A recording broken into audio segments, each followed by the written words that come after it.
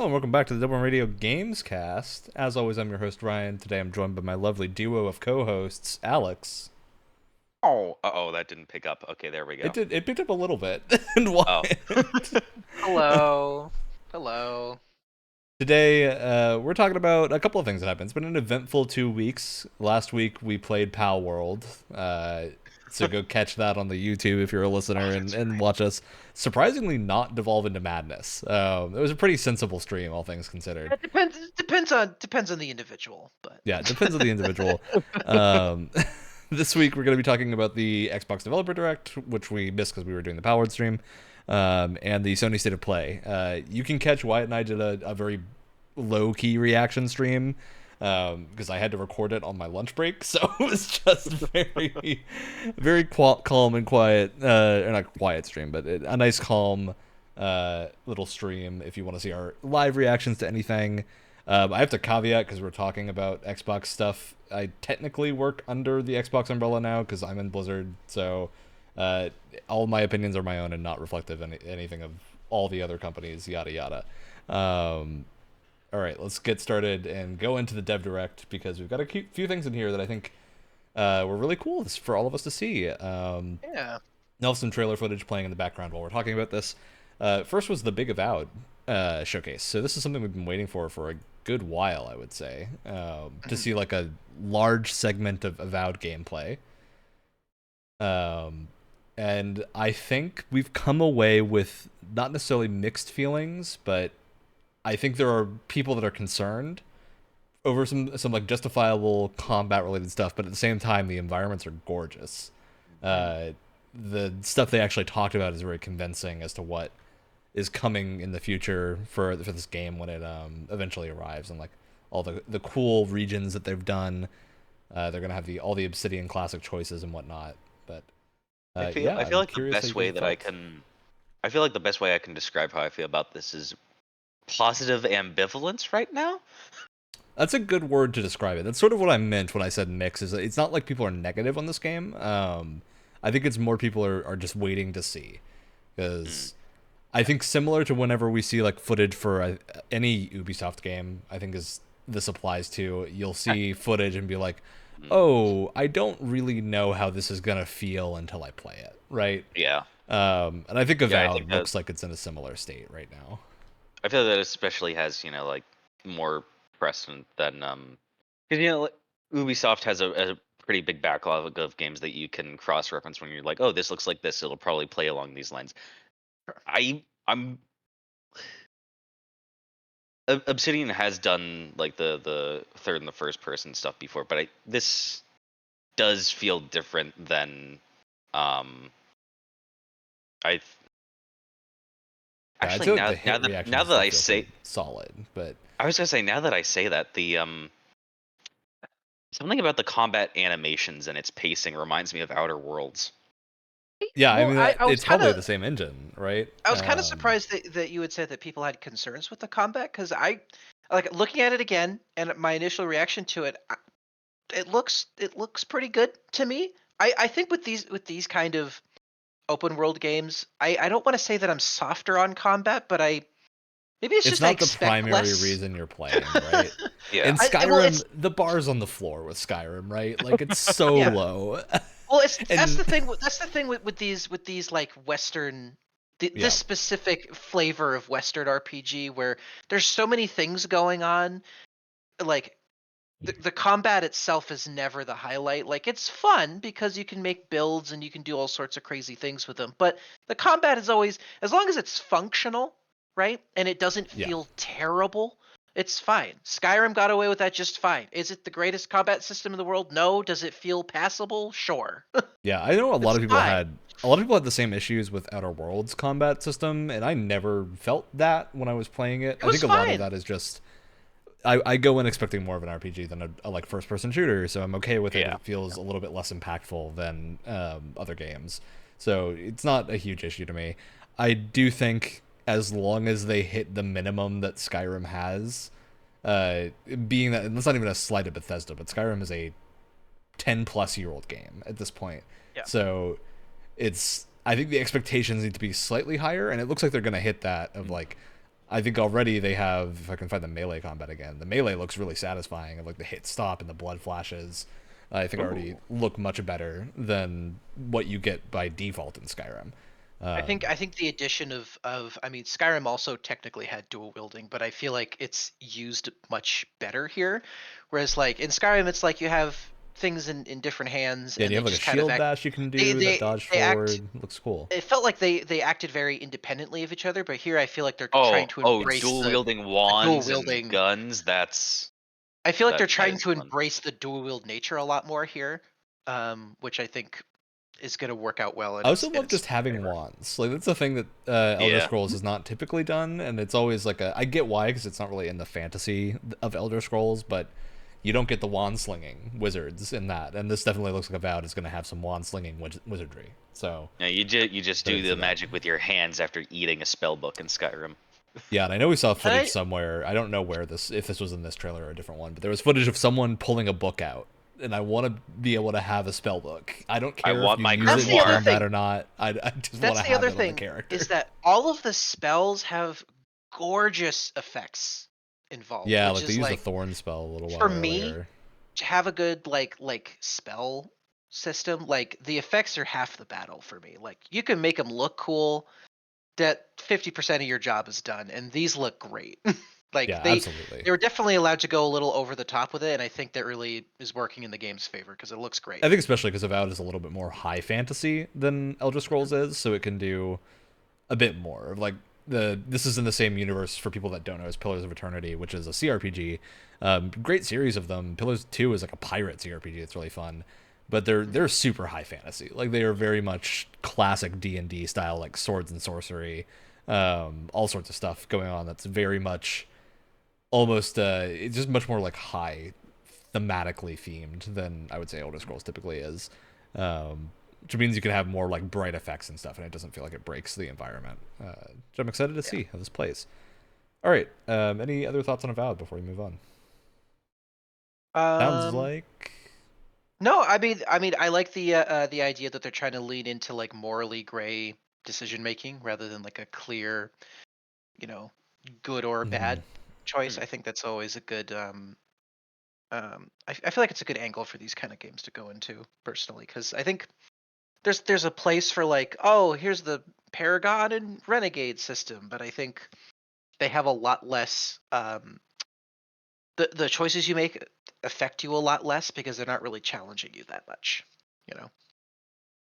Yeah, no, I totally understand that. And just like these environments are gorgeous to me. These are that was the biggest takeaway. That was the biggest takeaway. Just color. Just give me some color in these Bethesda style especially because it's RPGs, not like a full open world and distinct regions. I think you get that variety a little bit more of like, if you're going to the desert, you're going to get that like desert color palette with Oasis and stuff, and that looks really good. Yeah, I'm just looking forward to that.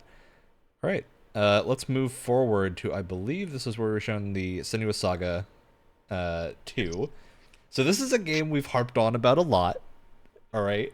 And I want to be very clear before we do it again that Wyatt and I especially are very much looking forward to this game, and I want to play this. Absolutely, we want to play it. We know that it's going to be like a short narrative focused game, but still, yes. I think all of the criticisms we've had are valid. Are we sure they've showed gameplay yet? They have. They have at this point for sure. No. This was like what I've been asking for like 4 years. I mean, since the Xbox Series reveal, Senua hit something with a sword. I want to see Senua hit something with a sword. That's not asking for much. That's like a new like Halo right here. game This is what we've been wanting. We finally have it. Think about it this way: you get a Halo game being hyped up for like 5 years, and you barely see him shoot something with a gun. Which is kind of Halo Infinite's entire marketing. Anyway, that's besides the point. I think asking the main character of a character action game to hit something with a sword is not a very, it's not a crazy thing to ask. I also think it's a case of like, I don't think any of us are doubting the narrative, right? Like, that's not in our minds at all. I think it's more, we just want to see what it will be like to play this game actively for more than like 5 minutes at a time, right?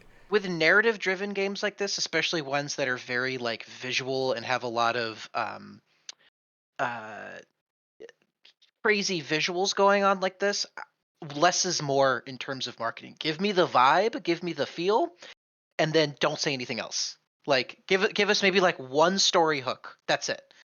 And then Yeah, I think they've done that, honestly. give me I have gameplay. no idea what's going on in the story. So They haven't given much away, which I can appreciate, but that doesn't work every single time. Like, it is a video game. I want to see some gameplay where this woman hits people with a sword. That's what it is. Also, it reminds me of Death Stranding's marketing, and as much as I love the insaneness that happens, I'm not okay with it. We'll talk about this once we get to the Death Stranding trailer, but Don't even. Okay, yep. Oh, there's. Is this? Do we think this is gameplay or cinematic right here? it's probably gameplay. This certainly looks like it. I'll I'll take this. wild. That is some dynamic camera movement. And Yeah. they also did talk about like I mean they didn't go into specifics. I kind of wish they did, but they said that combat's going to be like noticeably different from the first game. I don't know what that means because they didn't really explain it, but yeah, what almost worries me means. is they're gonna get into like, I don't know if anyone remembers Rise: Son of Rome, the early Xbox One game that was like the technical showcase of the Xbox One, but looked looked great. It's like an action game, but it had a lot of like just wacky scenarios where you're attacking and stuff in a way that is different than before, and your attacks on a different timing, and you just don't really have. It's less like you're controlling a character and more like you're telling them to do something when you hit a button, if that makes sense. And that's kind of my worry here, is that we might hit a point where if it's too cinematic and too like accurately animated and everything, it's not going to feel like it's being reactive when you hit things. But I don't think that's going to be a problem. Like, I think they'll probably have found the right balance. It's just what I would jump to as a potential problem. You're telling me you wouldn't like a gritty Norse mythology heavy rain? Absolutely not. Well, here's the thing. Actually, like, no. You know what? I would. I would love that. No. That's the thing. I just don't want it from Ninja Theory, because I think their background is character action, and I think that they're fairly good at that. Maybe not the best in the industry, but they're pretty good at it. And so I still want them to have the roots of the combat there, because I think it makes it just makes it more fun. Yeah, I mean, it's their hallmark, right? So yeah, I was happy with what they showed in this Dev Direct. I think they talked a lot about like music and sound and stuff that was really cool. They went over the binaural audio process, which is awesome. But yeah, aside from that, it's about as much time as we can spend on this, just because we had to talk about a lot of games today. So I will say it was really cool to see the voice actors that are part of Senua's Psychosis, like moving around the microphone. That was kind of cool to see the BTS of. Yeah, that was very cool. Then we got our surprise edition, which is I guess now a tradition with these Dev Directs, being that this is the second one. There's now another surprise edition, which is Visions of Mana, the Square Enix game. That's a new game in the Mana franchise that hasn't happened in a long time. This one's also weird because this is the only game here that's not going to be on Game Pass day one, I believe. It's not an Xbox published game, so this is probably just some agreement. And this one, they largely focused on the monster designs. Like, the main person talking here was one of their monster designers. Look at that art. But they're so good. So pretty. Like, all the designs they start showing are just incredible. They did confirm a couple of things, that you're going to be able to play as more than just the protagonist character, which is a thing that people had been like talking about with this game leading up. Of like, normally in Mana games you can play a lot of different characters. But people were worried that you would only play the main character and you wouldn't be able to do a lot of stuff, and it would feel more boring than before. That's not the case here. It looks like you'll be able to play as multiple. And look at this just like drip of characters that this man Koichi has designed. Yeah, like incredible designs all around. This is the little mount that you ride on, which is like a porcupine little dog. wolf dog. It's the most adorable thing. All the monster designs look adorable. So, yeah, I think this is just very cute and very much a confidence booster, if that makes sense, in Visions of Mana, because I think we hadn't... The first showing of this game looked good, but we didn't really know what to expect because it was only a couple seconds of footage. Look at those monster designs. But these are all great. Yeah. Oh. I just love these little doodles. This is part of the process that I love seeing because they're always very fun to see these designs, and these just look amazing. And this magic looks fun and everything. Look at the environment art too. It's just it's so colorful and fun to look at. The word I would use is it looks luscious. It looks lush. Like there's the concept for the dog mount. Yeah, absolutely. I'm looking forward to playing this. I don't think there's many other notes on this, just because they haven't shown a ton. We've seen like the gameplay in this forest area. This is supposed to come out this year. Well, I don't think we did not get an actual date. I hope so, because I bet money on it. As a reminder, for a fantasy league, if a thing doesn't come out, you can drop it without consequence. So unless someone counterpicks you first. Unless someone counterpicks you. I don't think anyone's counterpicked Visions of Mana, because that would be a really, truly startling thing to do. I mean, we've seen some questionable counterpicks so far. Oh, for sure. Yeah. There's not too many bad games to counterpick, unfortunately. All right. Yeah. Moving on. This is a game that I think only I was pretty familiar with before this. This is Ara, History Untold, I believe. This is a Civ-like strategy game, turn-based strategy, in a new style, which I'm very excited about, because I think this game has a really good showing of like events and stuff. This breakdown in particular was just, they showed the systems, and that is very encouraging for a game that isn't out yet. These monuments look really good. I like that it's not on an actual hex grid. It's a more of like a Total War style grid where things are shaped like actual land provinces and whatnot, and not just hexes. Have we seen a lot of this? Have we seen a lot of this game before? Was it just a teaser that we got? It was just a teaser. Before? So we got a teaser before. Because I'm just gonna say, like, I know that Civ games are very systems heavy, and it's good to you want to lean into that a little bit more into your marketing typically. But it's like, it shows a lot of confidence in the studio that they're just gonna show you this much of how the systems work before the game comes out. Yeah, like they're not hiding the UI at all. Showing. No. It's really good stuff. It's impressive, yeah. Yeah, like the scale of this is impressive too. All these buildings look great and everything, and you still have the people roaming around.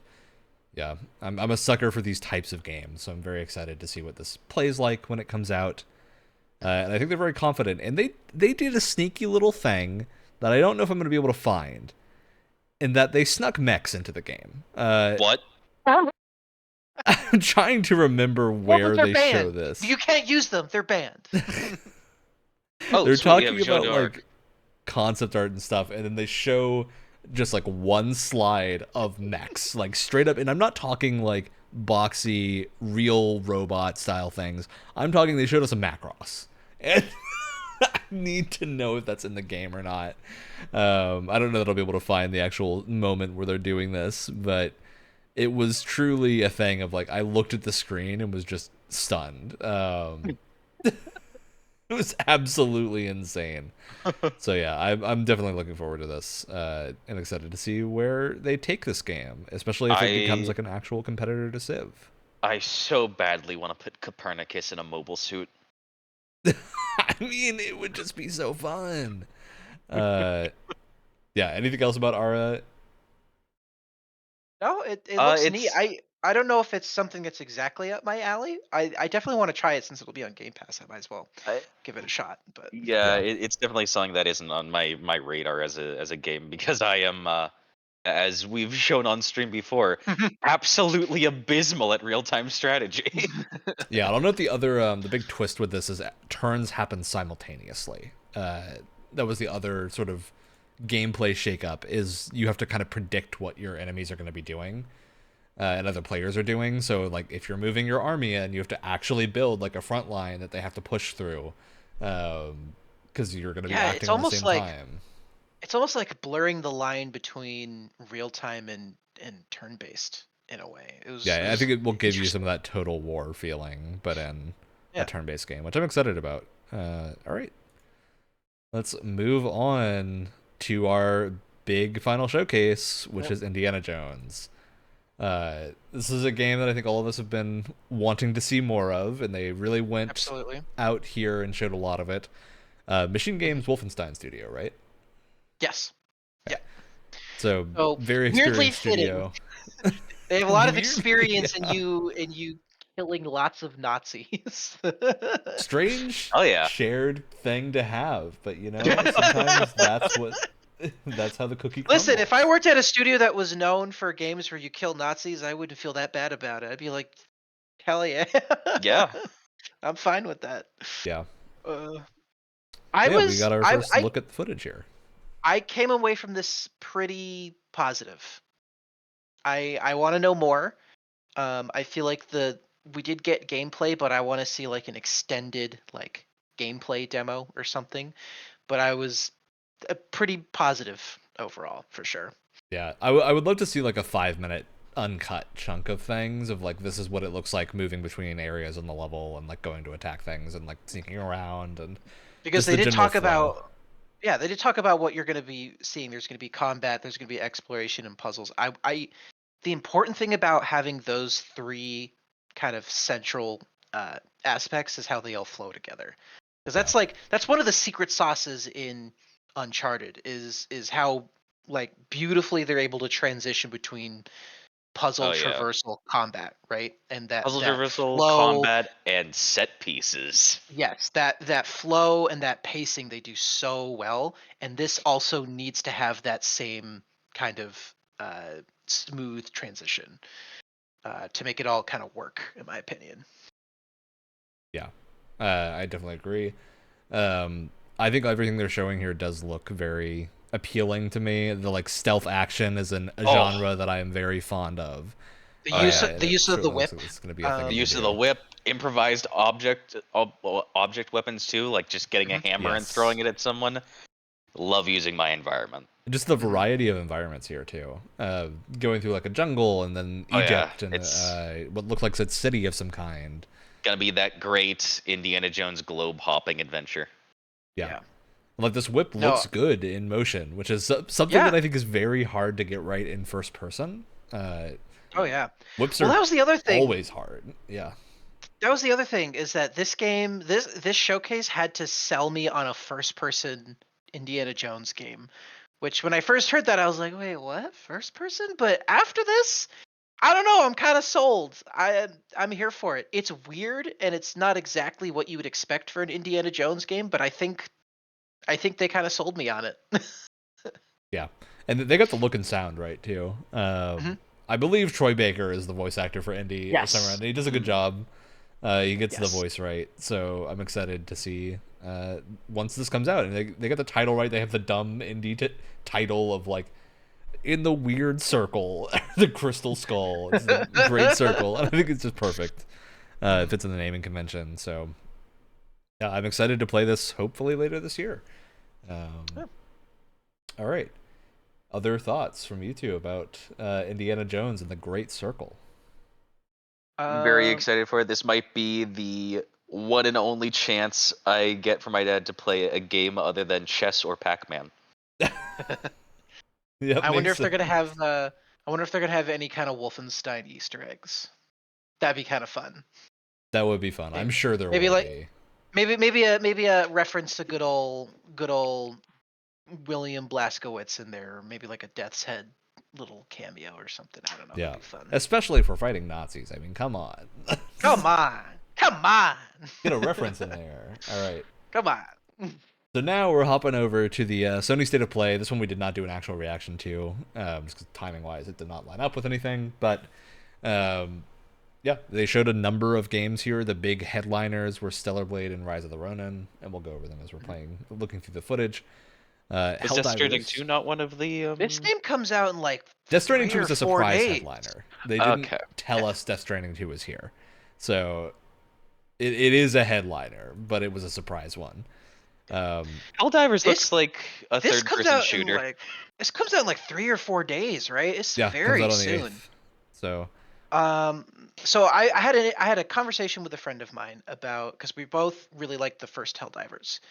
We've looked at gameplay and everything of this, and it's the switch to third person was a surprise, I think, to most Helldivers fans. But I wonder, because nothing about what I've seen looks bad, but I wonder if the swap to third person, it's kind of lost its, I don't know if identity is the right word. It feels different. It feels And like Western EDF as the trailers that we've been shown so yeah, far. which, hey, I'm not immediately against, but I feel like there was so much about that top-down perspective that really added to the I think first game. the main thing that I'm worried about with third person, and I'm actually very excited about this because Yes, I am too. Western EDF to me is a huge selling point. Like that is a Oh, very good positive, but there's a lot of visual noise going on and like Yes. screen shake and whatnot in these trailers, and I don't know if that's going to be stuff that is this is what it feels like to play the game, or if it's going to be stuff that this is like tuned up for the trailers, right? Exactly. Yeah. Because I think Suicide Squad just came out, and one of the biggest complaints about Suicide Squad is visual noise being a huge problem. And I think this could potentially have the same issue, especially if we're doing the whole friendly fire AoEs and third person thing that the first Helldivers did, which I'm sure that we are doing that almost guaranteedly. But yeah, I'm probably going to end up picking this up on PC to play through it. Is also on PC this time around. I think the first Helldivers is too, but this is day and date with PC, so I decided to give this a shot. I think it's going to be a good game. I just don't know if it's what Helldivers fans are going to like latch on to immediately. I think it's going to be a good game in and of itself, but whether it's a good like, I almost wonder if like to solve that issue, just don't call it 2, like make it a spinoff or something, and then I feel like it doesn't feel as jarring, you know? Yeah. I wonder. I guess we'll see, because we're going to get impressions of that game very soon. I mean, I'm probably going to play it. It still looks fun, so. Hey, pick it up on PC and I'll play it with you.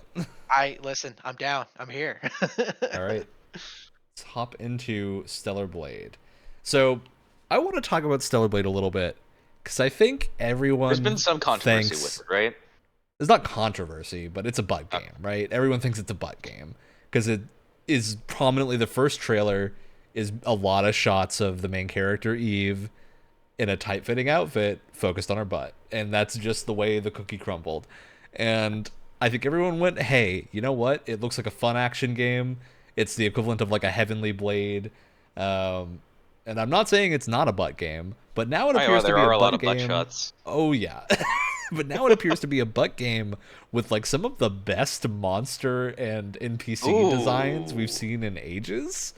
And so like I'm gonna be honest. Cool looking overworld and stuff. I'm gonna be honest with you. Like the monster designs and some of the designs of some of the world design are the two things that stand out to me. The rest of it seems not bad. It all seems solid, but nothing like overly stand out to me. But the one thing I wanted to point out was I think the monster designs are amazing. Yeah. I'm really curious how this game's going to do, because the thing that obviously we're not playing these with audio because we're talking over it, but they're going over like most of this trailer is focused on the story and characters and not what we thought this would be, which is the action gameplay. And like, I mean, I think everyone just assumed this would be a relatively low budget Bayonetta clone, right? With a different. I don't think it's low budget. But now look at this, it doesn't look low budget. It doesn't look like a Bayonetta clone. It looks almost like a Nier clone at this point, which is I was gonna say that's the vibes it was giving me was Nier more so than anything else. Yeah, and like these character designs are just really, really solid for everyone, especially all these like mechanical designs. I've been trying to figure out a way to describe how the outfits make me feel, and it's like every male character looks like they are an extra from Anthem. Every woman in this game looks like they are a Soda mascot or a Mecha Sailor Moon. I was gonna say if you took Destiny and put a light sprinkling of Diesel Punk on everything, just like the lightest scent of Diesel Punk. I don't know. Yeah, I mean, I'm now a lot more excited for this than I was, because I figured it would probably be pretty mediocre.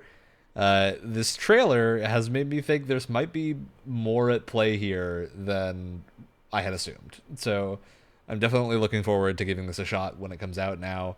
I think all the wacky stuff they showed in this looks legitimately fun to play. And this like weird wasteland vibe is neat. You're like cooking food with your little drone that has a skull head, and I'm like, okay, that's a choice.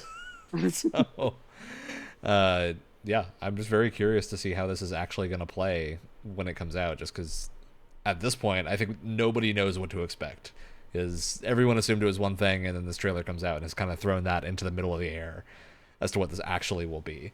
Yeah, I'm just very excited to see what this ends up being. And it just kept going, too. This trailer is very long and keeps going. Yeah. And the part that I think everyone wants to see is where the actual combat is. And it looks good. Like, this looks very solid. Yeah. So Looks really flashy in a good way. I lead a battle angel. yeah, for sure. This definitely feels like Alita Battle Angel designs. Which is not a bad thing, I would say. No. Yeah, these bosses look great. I love this old man with a mechanical back arm thing. He looks great.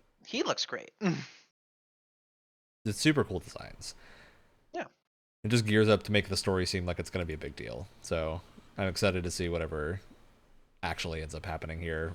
Ripping a monster up the spine is great. Yeah, all right. So that's Stellar Blade. Then we saw Sonic Shadow Generations. None of us follow Sonic. I don't know if this is a port of Generations or a new game. Question mark. It looks kind of fun. So here's what I think it is. I think it's a collection of Sonic games. Because I see the like very famous, like he's running down the hill away from the giant truck that was the Sonic Adventure thing. And then they also have, I think, Shadow the Hedgehog in there as well. I think all it's I like know a collection is that of remastered games. They're giving Shadow his gun back, I think. And yeah, I'll say the answer to that question is probably readily available on the Sonic website, I would assume. But yeah, none of us are if you're looking for closely extensive Sonic information and news here, you're not gonna get it. I will say this looks fun. Like, I like what I'm seeing. It looks like this would be a good time. I own Sonic Frontiers now in my journey to pick up weird games that got kind of forgotten about of the year they came out. Oh. Sonic Frontiers was very cheap, so I picked it up just to give it a shot. And it's pretty good now, especially that the technical issues are sorted out. So, yeah, I'm interested to play it.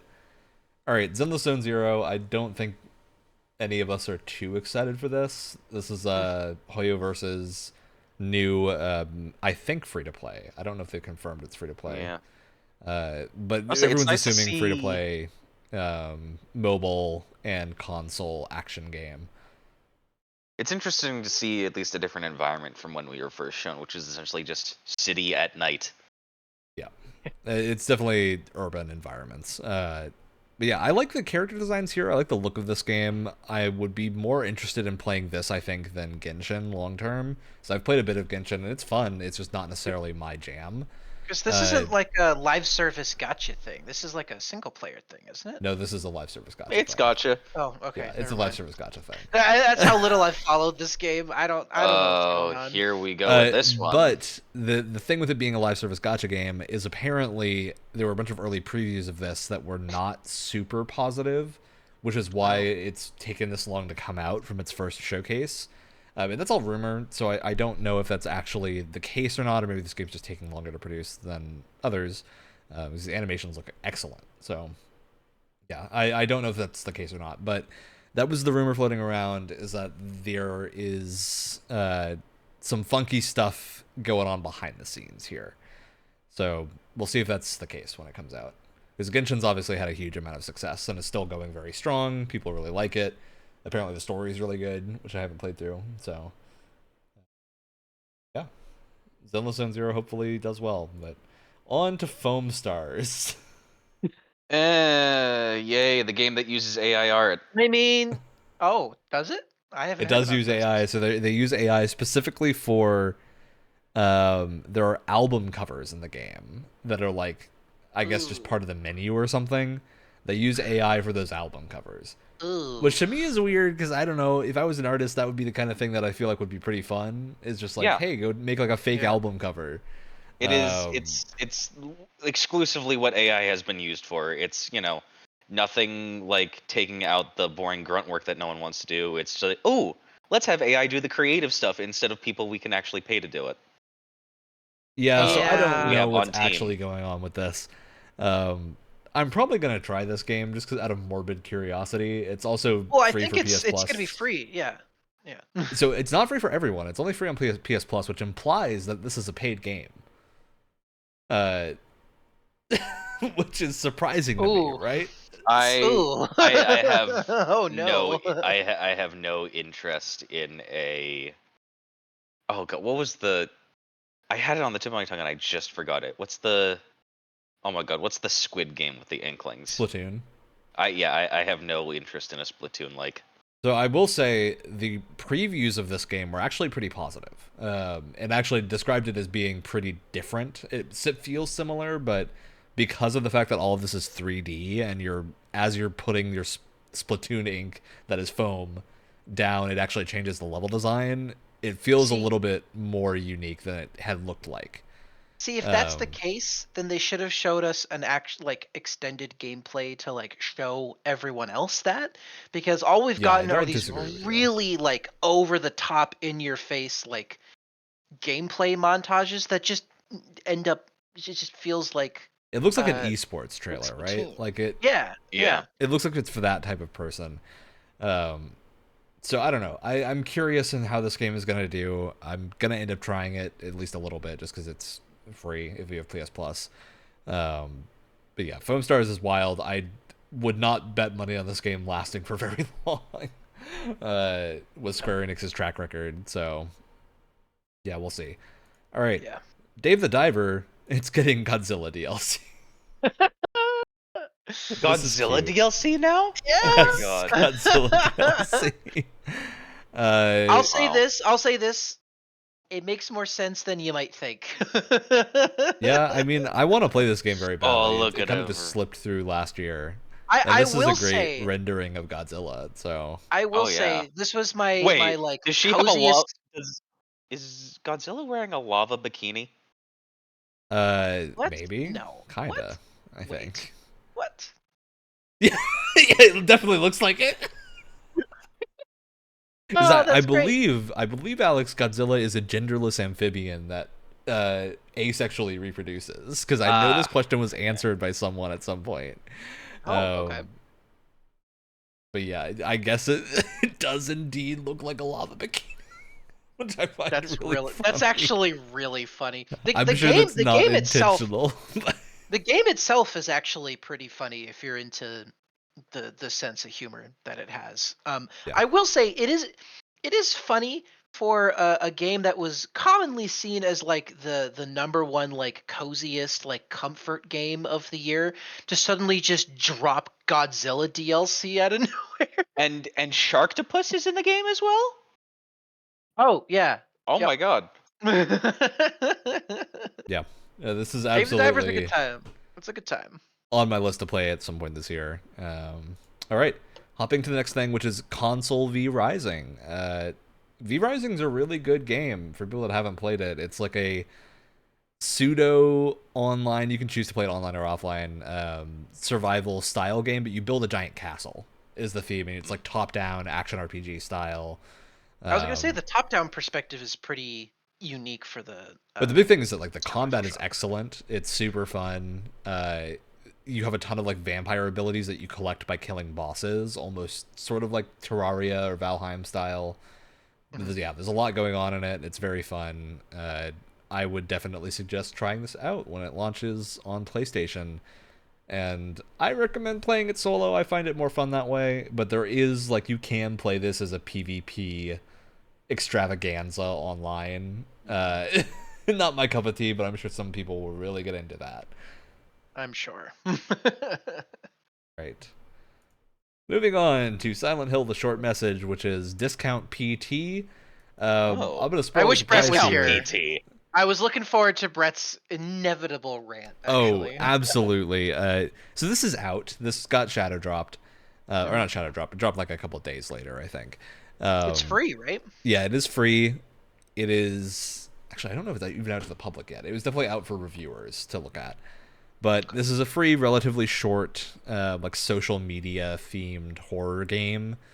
You can play through. I haven't heard like the main thing I've heard is that this is just super. I'm sorry short. to interrupt. I hate everything you just said. I'll be clear. It doesn't take place in social media or something. I just know you're using your phone for stuff. So, yeah, it's. Damn Gen Z, always on their phone. I've just heard a lot of mixed things about this since releasing, and I think the reviews that have come out are pretty bad, like pretty 5 out of 10 style. What is it? What is the Silent Hill part of? I'm not super familiar with Silent Hill. I don't know what. Great question, Wyatt. Yeah. Great question. So this is Silent. So this is Silent Hill. This has nothing to do with that weird voting Silent Hill game that there. No, this is not that. This is its own thing. That does not have microtransactions, to my knowledge. This wow. Feels so like, they're 0 for 2 recently. This feels like a combination of an Outlast ripoff and a PT ripoff, and you just kind of just mushed them together. Yeah. All right. I don't know how. Well, they did show one other Silent Hill game here, and this is probably the slightly more important one. Which is, I guess it is available for Silent Hill Short Message. I mean, at that case, just play it and see if you dislike it, right? Like, it's not even, I think no one's opinion really matters unless you go try it yourself at that point, because it's the barrier to entry is on the floor. Maybe you'll hate it and you can uninstall it. Get a whole PS5 just to try it. Yeah, buy your PS5 there to he play Silent Hill is. Short There's Message. there's the man. Quest for wife. Yes, this is Silent Hill 2. Which I believe is being handled by Bloober Team. So, for those unfamiliar, that's so foggy. Behind the Medium and a few other, I think, Layers of Fear. The Blair Witch game. Yes. Oh. Generally relatively well received, but not super highly acclaimed is how I would put them. Of like, people have fun playing these games, or Bloober Team games, but they're typically not like seen as high concept horror. So that's how I would put it. They've also been under quite a bit of controversy, various different controversies over the years. Yes. This, to me, looks like discount RE4 with the Silent Hill coat. Discount because it looks notably worse, I would say, than RE4 does. It looks janky. It looks janky. The movement doesn't feel right at all. I will say, I think the monster designs and like the enemy designs here are translating really well. I do think those look amazing. So, although this game is further away too. This is not. We did not see like a 2024 release for this. This is just they showed footage of it. So I think that there is a lot of like chance here that this is not what it ends up looking like, because literally this is an in development announcement trailer. And so. Oh, and we got a little bit of a teaser of Pyramid Head. Yeah, so like I'm not saying this is a reason to be concerned, but it's not super Silent Hill 2-y. On that note, you can't hear it because there's no audio that we're using at the moment. The pistol sounded like a Nerf gun. Oh yeah, absolutely. It was like sound super strong. It was really, and again, hopefully that is just a placeholder sound effect, because I get the impression this game is a ways away. I'll say the environments don't look that bad. I think the lighting is. I think for me the lighting is the thing that makes it look cheap right now. Like that's sort of how I describe it. It's not doing it the favors that lighting in a horror game should be. But they have time. Like this is not a. Nothing here is like actively concerning me. I think Brett had a conniption. I do. But at the same time, if this isn't like final, animation, final assets, why even show it? Like, if it's not gonna look good, you know what I mean? Like, it's hard to say, right? Because we harp on people for not showing gameplay, but this is weird because we just don't know what state this game is in. Damned if you do, damned if you don't. Because I'm happy they showed it, right? Like, I don't think I would say don't show it, but I do think this maybe isn't doing them a lot of favors, if that makes sense. I mean, I think the solution would have been to not announce anything at all, because clearly, if this isn't final, then they aren't ready. But, you got to do what you got to do, I guess. Maybe that was probably out of their. The way I kind of compare this to control. is, I forget the name of the game, but we saw it a while back at an Xbox show. like Exodus or something. That was the a lot of the old ME team is working on it. That was like that space game. They were like, you go through the portal or something and you travel and it's a different time or whatever.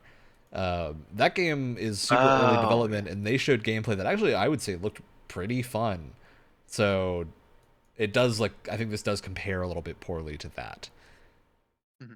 Yeah. After that, we saw a bunch of Judas. So this is Ken Levine's studios. Guy behind Ghost Bioshock. Story. Yep. Well, there you go. This one's interesting because rumors have been that this game has been in development hell for a while. Whether or not we see any reflection of that, who knows? I think from what's shown here, it looks totally fine. It did take them a while. It took them like 10 years to get this out. So it looks really interesting. I'm always down for another Bioshock, obviously, and it's clear that they're very much following that blueprint. It's a very the style, at least for the trailer and a lot of what we've seen of the games, it's very like I don't necessarily mean this in a bad way. It's very abrasive and in your face. I don't mean that I don't mean that necessarily in a bad way, but it's very much a different style than you'd come to expect, which is interesting for me at least. But I definitely want to see more. I think we've seen like 2 different showings of it, and there's been snippets of gameplay, but not much. I definitely want to see more on the gameplay front. Like, there's a little bit here, but the gun's barely used here. yeah, like it wasn't even fired in that clip. So yeah, it looks fine when it's fired there. These abilities look fun to use. Whatever's going on with your hands looks fucking nuts. I like when you use, it looks like a lightning power. You can see like your skeleton through your hand, which is kind of fun. Hey, we love expanding on the horrors that plasmids do to your body. Yes. Yeah. No, I'm into it. I don't know. I want to see more, but I'm again, no date on this, so we don't know when it's coming. But yeah, I would say that trailer leaves me feeling curious about what they're doing next. So, all right, moving on. Metro Awakening, Metro in VR.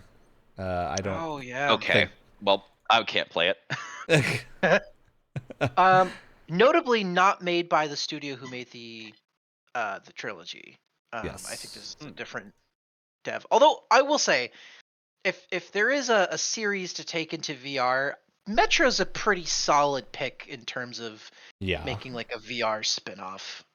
They did say it is in collaboration with the original author, which is of the series, which is pretty interesting. And I will say, Vertigo Games is known for making VR shooters that are generally very good. So I think this is in good hands. Yeah. They make I believe After the Fall is one of the ones they did, which is like a zombie shooter. And Arizona Sunshine is like the classic VR zombie shooter. Both good games. So I'm cautiously optimistic about this, but I don't know that they'll pull off like the single player aspects of Metro. So we'll see. Yeah, I don't know. Yeah, there was nothing that like was alarming or worrying at all. It all looked pretty solid. I'm not interested in VR yet. I'm not there. Yeah, and I think this is good for PSVR because PSVR really needs killer apps right now. There's just not much exclusive to it. But there is definitely, I think, with this, a couple of good showings happening. Yeah. Okay. So the next one, this is Legendary Tales, which I think coming after Metro VR, this looks pretty rough. But I'm gonna say this. I think it looks pretty rough. It looks a lot more fun. I think presentation-wise, it's rough, but what's actually happening gameplay-wise looks kind of sweet. I'm not gonna lie. It looks like a little bit of a. It looks like a lot rougher sword and sorcery. Yeah. So I'll say this game has been out in early access on Steam for a while and generally has pretty positive reviews. It is very much like a Blade and Sorcery like thing, but it's got more like RPG systems going into it, like magic and whatnot, which they're obviously showing. But I think this is a good game. We'll see if this does well on PSVR because this looks rough. Like this does look rough from the video that they're showing. Like I would say this video looks like it's less than 1080p, and that's concerning for a VR headset. I mean, again though, look at that all Captain the America crazy... shield looked awesome, right? And he snapped off a skeleton skull and then used it to block another attack. There's a lot of cool VR combat stuff going on. Yeah. I'm looks not gonna very lie. Cool. Presentation's rough. I've been wanting to pick this up on PC for a while. It's a pricey game. This is a near full price VR game, which is rare, and I think the way it looks does not show super well. All right, Wyatt, big boy, Dragon's Dogma 2. Here we go. This is our action trailer. We get to see a lot of combat, and in specific, the combat they're showing here is with a new vocation, the Warfinder. And the Warfinder's gimmick is they're switching between the weapons of the other vocations. So you can see they just swapped between like a magic staff into this mystic spear from a bow. So it looks like they can use 3 weapons from other vocations and make your own class. If that makes sense, but it's pretty interesting. It's the sample platter, jack of all trades, master of none type thing. Yeah, that's exactly what I would assume. And to be clear, you can use multiple different weapons in the first game depending on the vocation you pick, but it's a lot of going through inventories and switching stuff around. Yeah, and I'll say I believe in the second game that is no longer the case. I think I love Wizard with a Zweihander. Look at that. Yes, which is exactly why this Warfinder is cool, because I think what they did is they took multiple weapons are now out of the baseline vocations and into Warfinder as a thing, where like you'll probably level up that class separately or whatever and unlock them that way. Yeah, I'd say this combat looks so satisfying. This is looking really good. Looking really good. Our dragon friend is looking great. All these monsters are very good. The armor designs are really appealing to me. I'll still say one thing, the grabbing on and climbing. I've been playing the first one recently. One thing that I'm not a huge fan of, and I think it was an artistic choice, but it's one that I'm not super keen about, is that everything looks a little washed out. Probably just because it was an early or like mid-season 360 game, but I'm not saying it looks like as bad or worse here. It is still looking like a tiny bit washed out to me.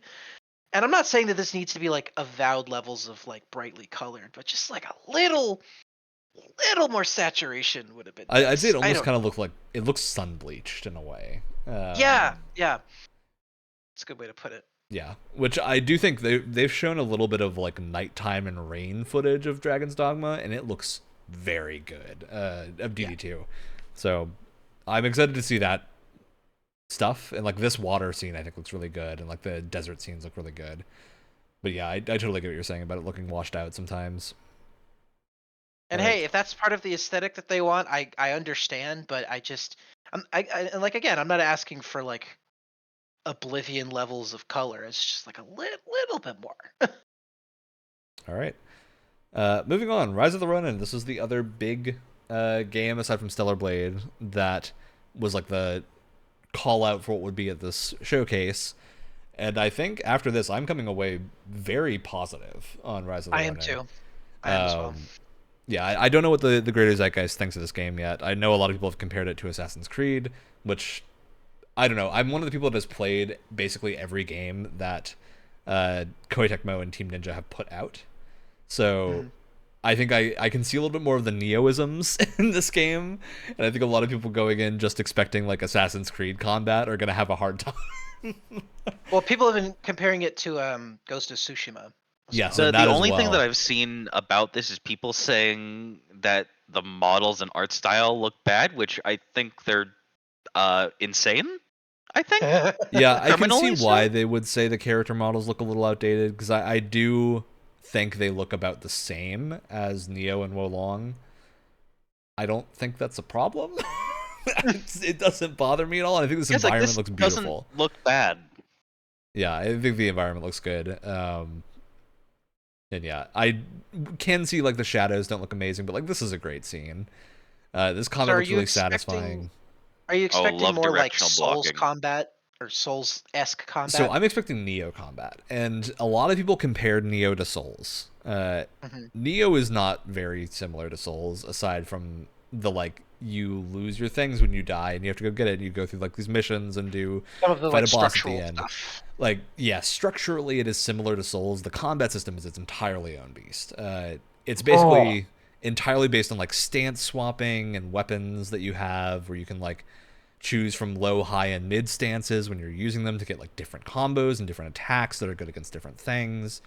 And that is making a return here. So you can see some of the things that he's doing is swapping between weapon stances, where he's like pulls up that menu and there's 3 things there. That is a weapon stance swap from what it looks like. My God, these animations look incredible. But that's Neo's thing. Neo is almost more of like a character action game in terms of like how the combat plays out than a Souls game. Fire! Oh, you get a flamethrower. Absolutely, and I love he's parrying and use it as with a melee gun. weapon. Wow. Yeah, the dodging and doing like a bayonet slice. Don't try to do that in real life. Parrying with a gun will absolutely ruin it. I love that like finisher. Looks really good. Oh yeah. You know, I think this is going to be a great time. I think the weapons. Also, you're just partaking in a giant battle. Oh, what is this? Yes. Yes, the Battle of Toba Fushimi. This is super cool. Ooh. Yeah, everything they're showing here is appealing to me. I think the combat.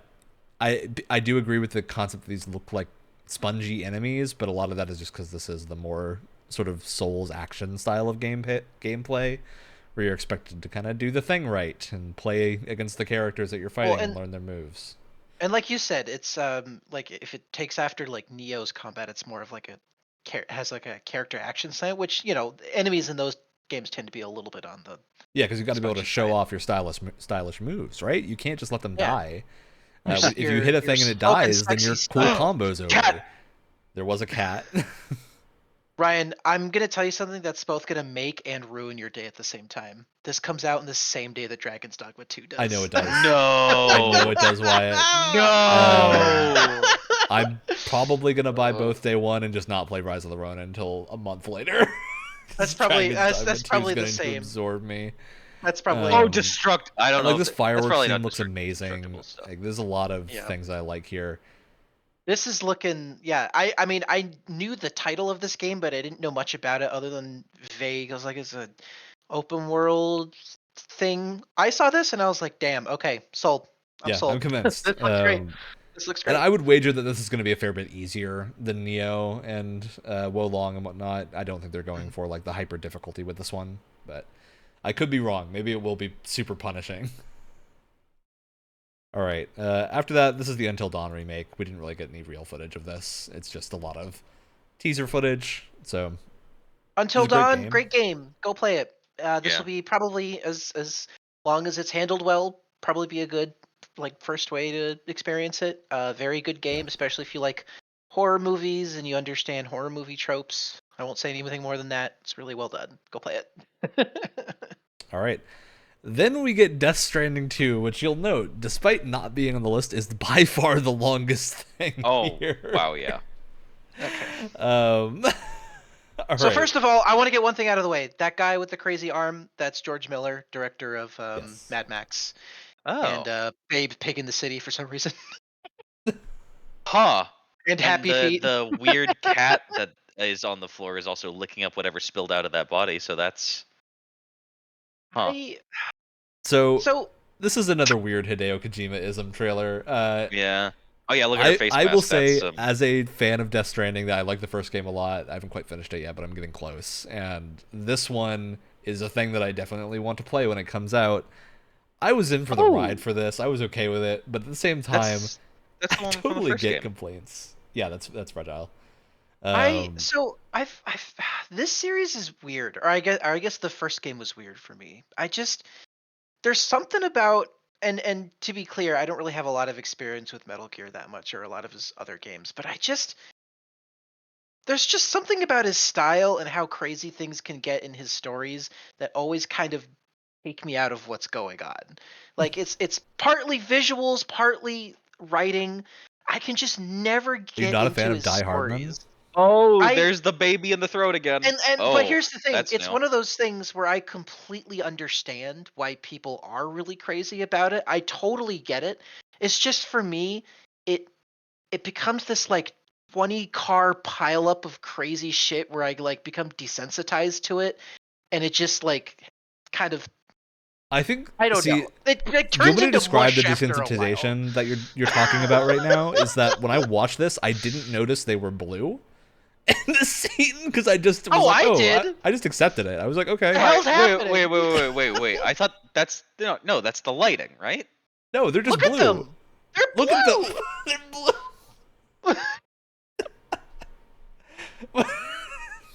Which is gonna be a thing. I'm sure it will have Is it supposed to be a face mask? Face masks don't work like that. What's happening? I'm entirely sure. My guess for this is like them traversing the beach or something, like some crazy thing like that, and they're in like a weird alternate dimension, and that's why they're blue. And then it turns into there's like a bit in the same place later where they're no longer blue. And so I wondered what same location. Yep, there we they're go. not blue. So what's happening? What's going on? I feel like, and I specifically with Death, and to be clear, I haven't finished the first game at all. I keep picking it up and putting it back down. I'm just also gonna look at ignore this little the dude. fucking Look at this puppet. stop What motion. is that ignore the stop puppet motion for now. puppet? It's incredible. I can't ignore the thing that. about Wyatt. the thing about a lot of it's gonna be the talking head on your waist. Oh Yes. no! No, Oh my okay, god! I did not. The disrespect to God of War here is not appreciated. Not appreciated. Okay, you leave that masterpiece alone.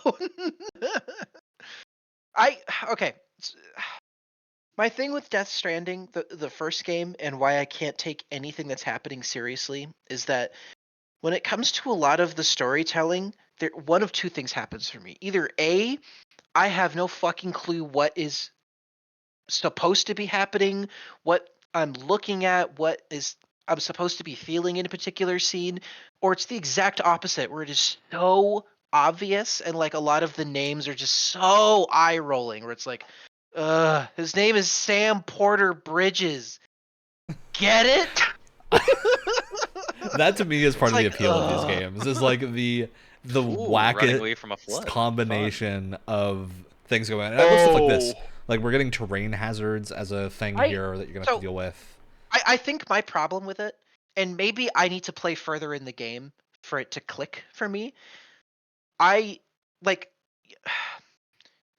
unlike, I'm gonna make a comparison to Alan Wake 2 for a second, right? Because Alan Wake 2 is similarly, there's a lot of crazy shit going on in that game. But one of the things that I praised most about it was that it had this internal logic to it, where like once you understand the mechanics of the world, everything falls into place and it makes sense. I would say that goes for most Hideo Kojima games. That does go for Death Stranding as well, if you play further in. I do think part of that is playing, and I'm not done with it yet either. And so there's a limit to it, but I do think like there is an internal logic to all of Kojima's stuff that might be insane. Like sometimes it is just a little bit insane, or a lot of bit insane. I don't know why I'm saying a little bit. A little? Okay, so what's the internal logic right? behind a villain with a guitar that shoots lightning at people? Fucking cool! That sounds amazing. What are you talking about? Oh, he rises out of a coffin like a vampire? Incredible. That's wild. The logic for this scene is that I want to figure out what the hell is going on here by playing this game. That's what's happening. I don't care what else it is. I want to see weird Troy Baker David Bowie with a guitar that shoots electricity fight Sam Porter Bridges and a samurai robot that makes baby noises. Absolutely. Wait, where's the samurai robot? Oh, it's coming, Alex. It's coming in just a moment. Have you not seen this yet? Have you not seen any of these yet, Alex? No, I haven't. We're getting Alex's unfiltered reaction with no audio here. That's great. That's great. What? Whole thing. That's great.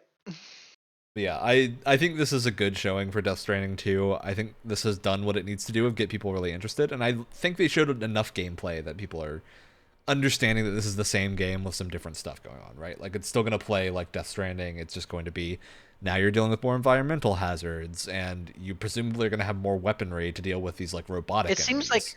It does seem like they want to have more of an action slant than the first game. Because the logic in the first game as to why you don't, and you do get things like guns later on, but they're a big deal to use. Like, they're not a thing you're expected to really carry with you regularly.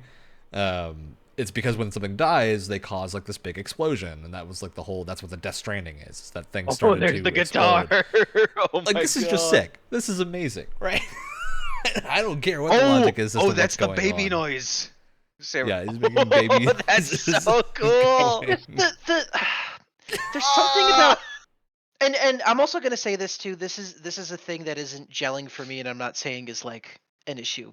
People are very into it. I understand. There's just something about the clash of tones that just doesn't work for me, and it does for other people, and that's totally does for fine. me.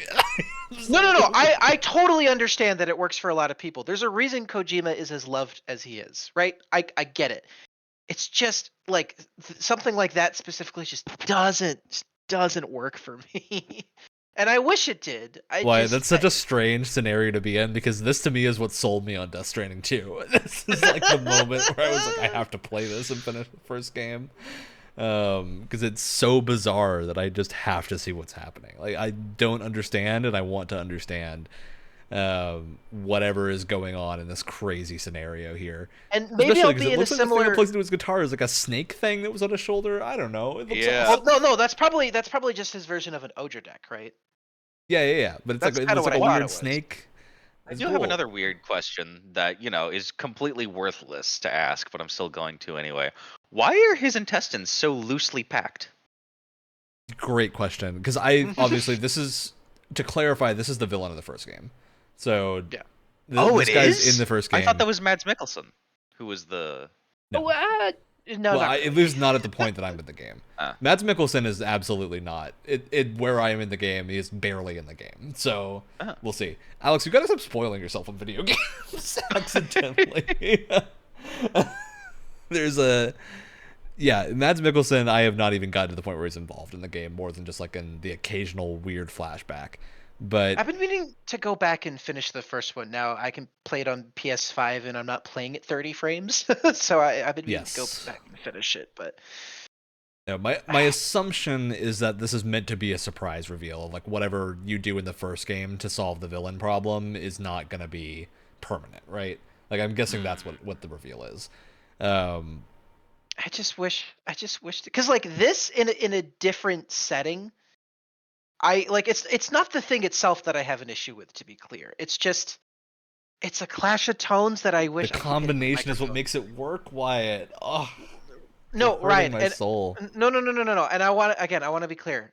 I understand that this works for a lot of people. This isn't this is objectively bad thing. That's not what I'm trying to say. I wish this worked for me. It just doesn't, and that sucks for me. It really does. Maybe you just need to play more to see that it's tonally all congruent. And I'm glad that it is working for Death Stranding fans. That is great. I wish it did for me. I'm sorry. Now what? You have to finish Death Stranding to know whether or not there's weight behind those words, or you're just thinking it won't work for you. As I've said 1,000 times, all this garbage that I'm spewing out my face right now is subject to change because I haven't finished it yet. Maybe I'll change my mind. Totally possible. I am open to it. But this is where I'm at right now.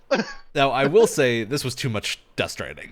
This is too much of Death Stranding, because this felt like... I will say, funny you mentioned that, because with a lot of these sequences, I'm like, this is really choppily edited. And then it said at the end, edited by Hideo Kojima. Absolutely. I was like, this is so weird. Like.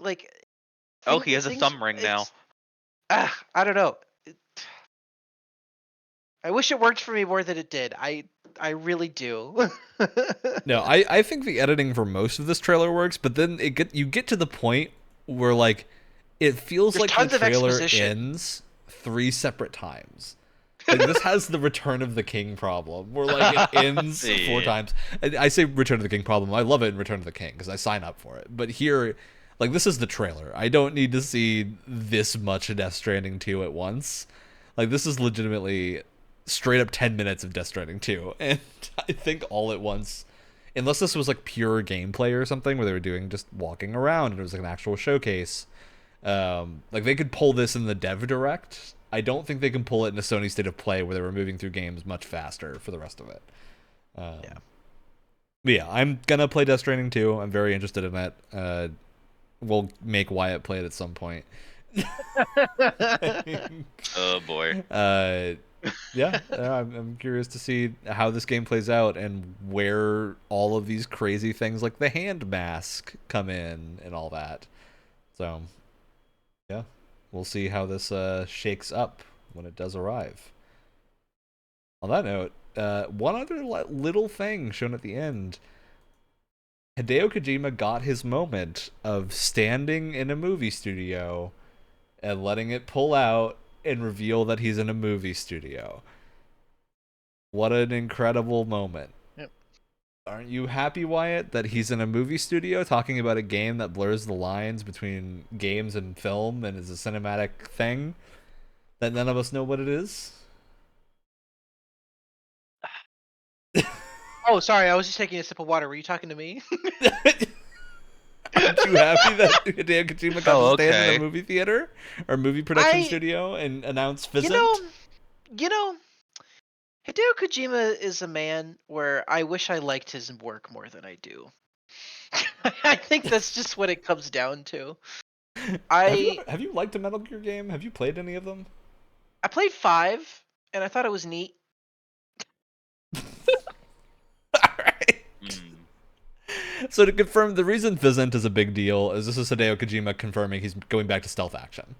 This is a stealth action game. So that's why Fizzent is a big deal. But he also did a big overly Hideo Kojima-y announcement where he was like, oh yes, it's going to blur the lines between film and game. And I'm like, okay,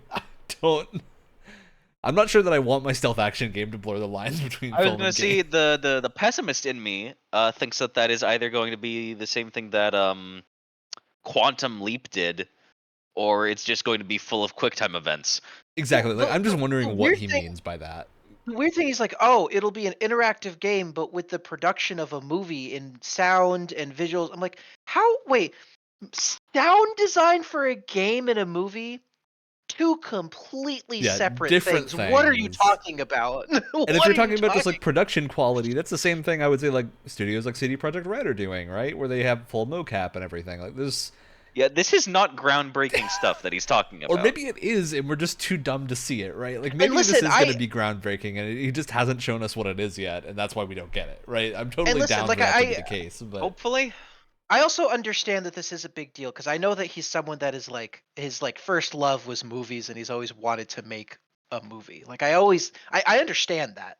So I know that this is like a big deal for him. It's just saying, oh, this game is going to blend film and games together is not like, what does that mean?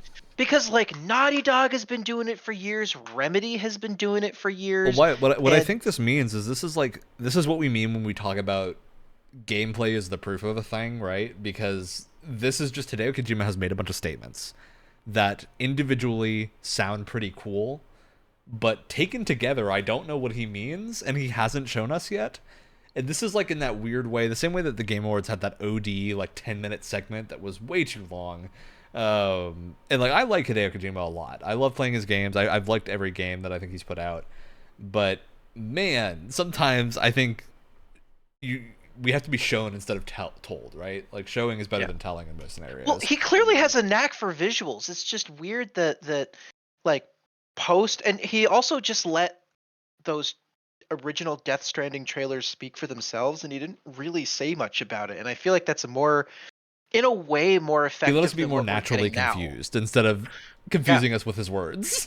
Yeah. And just to end my little, I don't hate Hideo Kojima. I think that it's great that someone who has such a strange, bizarre, and very personalized vision is able to make projects on the scale that he's making, and they're as popular as they are. I also really like the gameplay of Death Stranding quite a bit. I just want to throw that out there. Look, Wyatt, I usually end up being the negative stance person. You're the negative stance today. I know. I'm sorry. I don't. I'll leave this on. I'm very excited for all of Hideo Kojima's stuff, but I do think his speeches were a little crazy during this trailer. We'll see what happens. It's hard to predict. This makes the third, possibly more projects that he's working on. There's Death Stranding 2. There's OD. There's but it's more than that, because didn't he also say that there's going to be like other projects in Fizzent as well? It's not just like a combination thing. I think Fizzent is that. I don't know. Okay. Like this is the thing, right? We just don't know how that studio is run. We don't know what Kojima is actually doing. We don't know what overseeing he's up to. 3 games is a lot for anyone. So I would be surprised if they all come out as Kojima-y as Death Stranding 2. I think Death Stranding 2 is probably where his focus was. And then I'd bet it's just beyond the point where he needs to be involved as much, because it looks like it's in full production now. So I'm sure these other two projects are like pre-production at the very latest. I mean, we'll see how it goes, I guess. But I'm very curious for when they come out. But yeah, we just have very little to go off of right now. But hey, snakes in Fortnite, so anything can happen.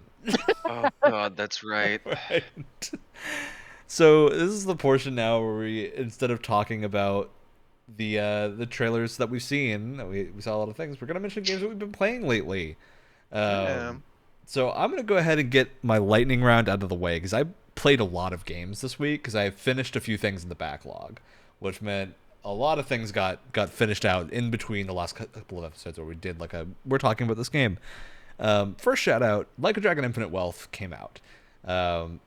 I, at the time Infinite Wealth came out, had not finished Like a Dragon.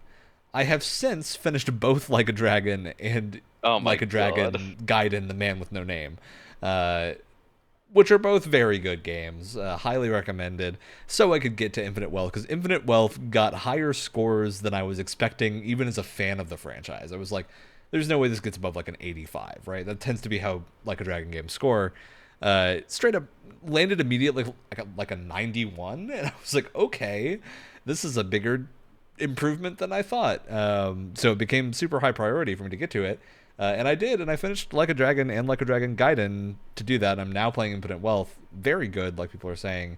Yeah, Like a Dragon, great game. The combat system gets really boring, and I think Infinite Wealth fixes all the problems that it had that made it kind of boring, where your basic attacks don't really matter, and you kind of fall into the same loop of just using strong skills to blow everything in the room up. But Infinite Wealth has fixed that issue by making basic attacks and stuff a lot more appealing, and having more, like, you can move around, so you can actually aim AoEs, unlike the first game, where you just kind of have to pray and hope that it does the thing that you want it to, which was the worst part of the first game.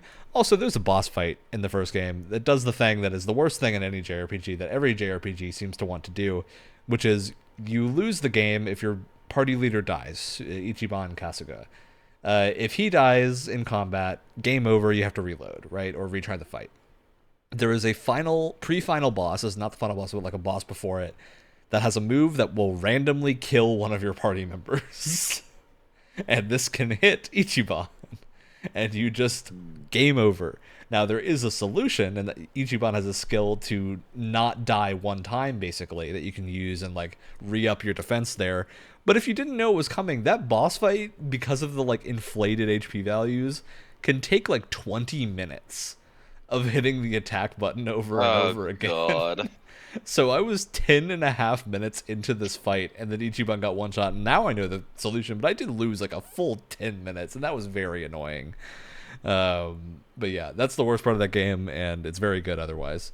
Yeah, Gaiden is one of the only games that has made me full cry. Like, I'm not talking a single tear, I mean full-on, actual, like, full tears. So if you're a fan of the Yakuza games, it's not going to hit that hard for anyone that hasn't played 0 through 6. Like, it is very much a 0 through 6 need to have been games that you played to hit that hard. But if you did, I think you'll have the same experience I did. Otherwise, don't play that game. I think everyone who said Gaiden's a good jumping in point is insane. And that game is absolutely not where you should start the franchise. Either start at 7 or start at 0. That's it. That's the answer. Don't do anything else. Yeah, Gaiden is very fun and very cool for being a game that was made in like under 18 months for a low budget price, very short campaign that is just as wacky and insane as every other Like a Dragon game. So yeah, I was really happy with that game, all things considered. It helps that it was on Game Pass, so I didn't even have to buy it. And yeah, Infinite Wealth is very good. I'm still playing it right now. I've finally made it to Hawaii, and the day's been going real bad. You've been playing it. See if it gets better. You've been playing it this entire episode. You've just been very sneaky about it. Well, see, the problem is I played too many things this week because we all want to talk about Enshrouded. That's another game that we've all been playing. Yeah. So we're going to jump into that in a minute. But I do have to mention, I was hoping other Alex would be here so we could chat a little bit about Suicide Squad, because he's been playing Suicide Squad. Suicide Squad came out to, I think, about as middling reviews as we all expected. It hasn't been doing great and is pretty assuredly a flop. Maybe not as big of a flop. It was unplayable for the early access. Oh yeah, because it auto completed the campaign. Was that? Yes, it auto completed the campaign and skipped itself. But notably, the campaign is apparently not as good as people had hoped it would be. It's still supposedly the Rocksteady's a character tech, and if you look at the trailers, you can see this is incredible. Like their facial animations and everything are the best in the business, which I absolutely buy. But I don't want to play Suicide Squad. But I went, hey, I remember that other superhero-themed live service that crashed and burned that people told me the campaign was good in. I have a physical copy. I should go finish that game. So I finished Marvel's Avengers earlier today. My God. And I think people are right. I think that campaign is pretty good. It's not amazing, because I think it does reveal the problems that Marvel's Avengers had in a little bit more detail, which is there's only one enemy faction, and they suck. Like, it's just uninteresting and not super fun to fight. And I know we've already had this conversation, Ryan. I'm just going to say this again. Like, making a good superhero game, I'm not going to say is an easy task, but like trying to make a superhero game into a live service game, you're overcomplicating things. I really are not asking for that. I think Marvel's Avengers would have critically done much better, even if it was the same game, if they just removed the loot. Like, just rip the looting system out and make it entirely just based on the skill trees and stuff, because I think that would have just been better received. Yeah, it's not as much of a live service, but I don't think that game's live service was ever going to succeed. But the characters in that play meaningfully differently. They all have a very different kit. They have different skill trees, things that you can like specialize in different things. It changes your abilities and whatnot, where like you can choose if you want Black Widow's things to be regular pistols, a high power like revolver style pistol, or if you want like SMGs, and that's cool. And it feels meaningfully different to play with each of them. I played a little bit of the Winter Soldier after I finished the campaign, just to be like, hey, how does Bucky play in this? And he was super fun. He plays super differently, and he like calls in airstrikes and stuff, and it's very cool. It's infuriating because people just want a 2 to 4 player co-op like action thing. That's what they want. Like you there's can great say, set oh pieces yeah, too. like There's a moment where you ride like you're in a space station and there's no combat happening. You're just like walking around the space station trying to figure out what happened, and it was super cool. Like that was one of the most fun missions of the game. Is just like the environment, and like I had been conditioned to expect combat. So whenever I walked into an area that looked like an arena, I was all jumpy because I was like I expected enemies to come out. It was really fun. And yeah, that was like the highlight of the campaign for me. And I think there were a lot of moments like that were really good, like cool set piece moments, which apparently Suicide Squad doesn't have. Like that's what I keep hearing, is that it does not have those set pieces. You have the Justice League though. How can you not make set pieces with them? And specifically, I mean gameplay set pieces, not like I heard a thing saying set pieces. But I heard a thing saying there's less mission variety in Suicide Squad than Anthem.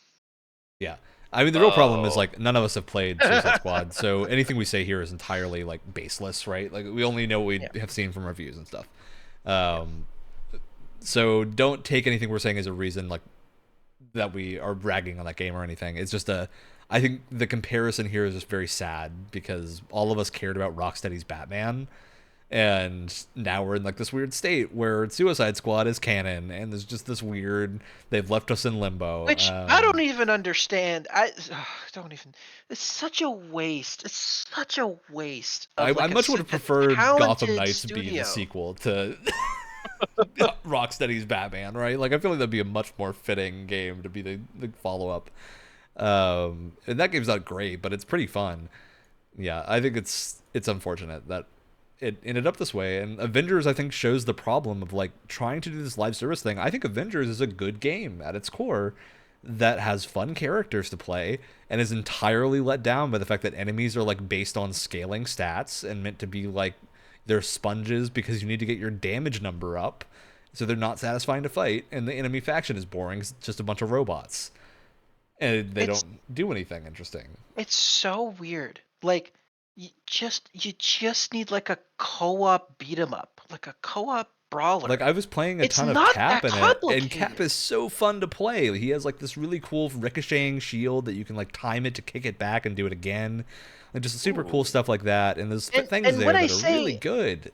And when I say not that complicated, making any game is complicated, but you're taking something that is so simple in comparison to what you're trying to do. And I get it. It's a live service game, so you can get a bunch of money off of the whales. I get that.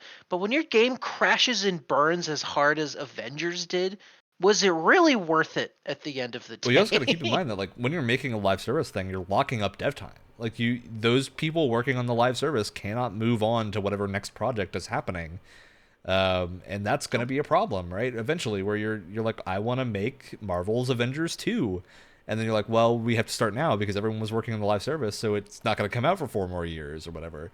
And you run into this weird state where like, yeah, the game's just not going to, you can't hit a cadence of releases that sustains a game developer. So, well, and what makes Suicide Squad more of a kick in the teeth is that 8 years. It's been 8 years since Rocksteady has released anything, and this is what we get. Even if the game was good, okay, let's throw that out there. I still wouldn't be interested because I don't want to play a live service superhero game or supervillain game, whatever. I don't want to. That's not. Well, it's also like they have like the weird Venn diagram of unfortunate audience targetings of like, okay, first of all, you need to hit people that want to play a live service superhero game, which is not many. And then you also need to hit people who want to play, instead of playing the Justice League, they want to play the Suicide Squad. And they want to kill the Justice League. And they want to go fight those comic characters that they love and piss on their graves. And I think that's very much, like, you've just made your audience so small. Where, like, now you're just targeting live service players, which means you have to be better than other live services to attract them. And from what I've heard, Suicide Squad actually has, like, a good looting and gun system. But it's in a Suicide Squad game. Like, what's it doing here to begin with? What's it doing there to begin with? And apparently the combat is like, people have very different reactions to how fun it is. My take is that it looks like Discount Warframe. I'm not entirely sure if that's the case or not. I think I still stand by the fact that the movement and the it just looks really cool. Like it seems like that's the one thing that kind of defines each character. Like Boomerang. Captain Boomerang can like throw his boomerang and then use the Speed Force to like teleport to it, which looks really neat. You know, this is like the inverse of Avengers, flying because Avengers, the movement on characters is the least exciting thing about them because they're typically pretty similar, but everything else is very unique to the character. So I think that trade-off was probably worth it. Like, it feels better to play characters that feel different than characters that feel the same. Just do a horde shooter. If you're the Suicide Squad and you're fighting against Mindless, just make a horde shooter. Just make it like the movie with some like fun traversal, you know? Yeah. And then each character has the like. Again, it's something that is comparatively so simple. You're trying to create a live service looter shooter that has to have enemies scaling with loot. You have to have all sorts of different rarities and all this. Just cut that crap out, okay? Yeah. 4 characters. They all feel distinct with their own weapons, maybe throw in a skill tree or some upgrades or whatever, and just make it a horde shooter. I'm not saying that would be an easy thing. Making a game is not easy. But so simple in comparison to what you're trying to do, and people would be so much more happy with it. Yeah, because I feel like the most similar thing is in design is probably Destiny. But with Destiny, like, you have 3 classes, so you might be like, oh, well, there's only 3, right? And then Suicide Squad, you're like, well, there's 4, that's more. But Destiny has, like, 4 subclasses, 5 now, I think, right? With Strand? Yes, yeah. For each class. And then they're getting... Which I would count as being, like, that's now 15 classes, functionally. And then each of them probably has, like, 3 or 4 different builds within that, of, like, what weapon you're using and what things you're doing. Of, like, I have a build especially that runs off now, more that it's explosions and, like, turning me invisible, which is super cool. So it feels like if you look at that at baseline, you're like, oh, Destiny's not that complicated. But if you actually go into it, you're like, oh, well, it has a lot more working here. And Suicide Squad, from what I hear, just there isn't that character expression there. You don't actually get to have that feeling that you're playing like a hunter or a warlock, or you're playing Harley Quinn or King Shark. You look like Harley Quinn or King Shark, and you're just shooting things. So it's crazy too. Like, again, with that 8-year development cycle of like, I mean, I don't know. None of us know the production behind the game, maybe the issues that it went through. I don't know. No one knows. But in 8 years, you didn't once read the room in terms of how live service games, especially live service superhero games, are received, and think, hey guys, maybe this is the wrong direction to take things. Yeah. No, I think It's that's so absolutely the case. strange. And yeah, I think we'll end Development up talking fallacy at some about. point. Yeah, Oh. we're gonna talk about Suicide Squad again, I'm sure, because Alex is playing this game. A friend of his made him buy it with him.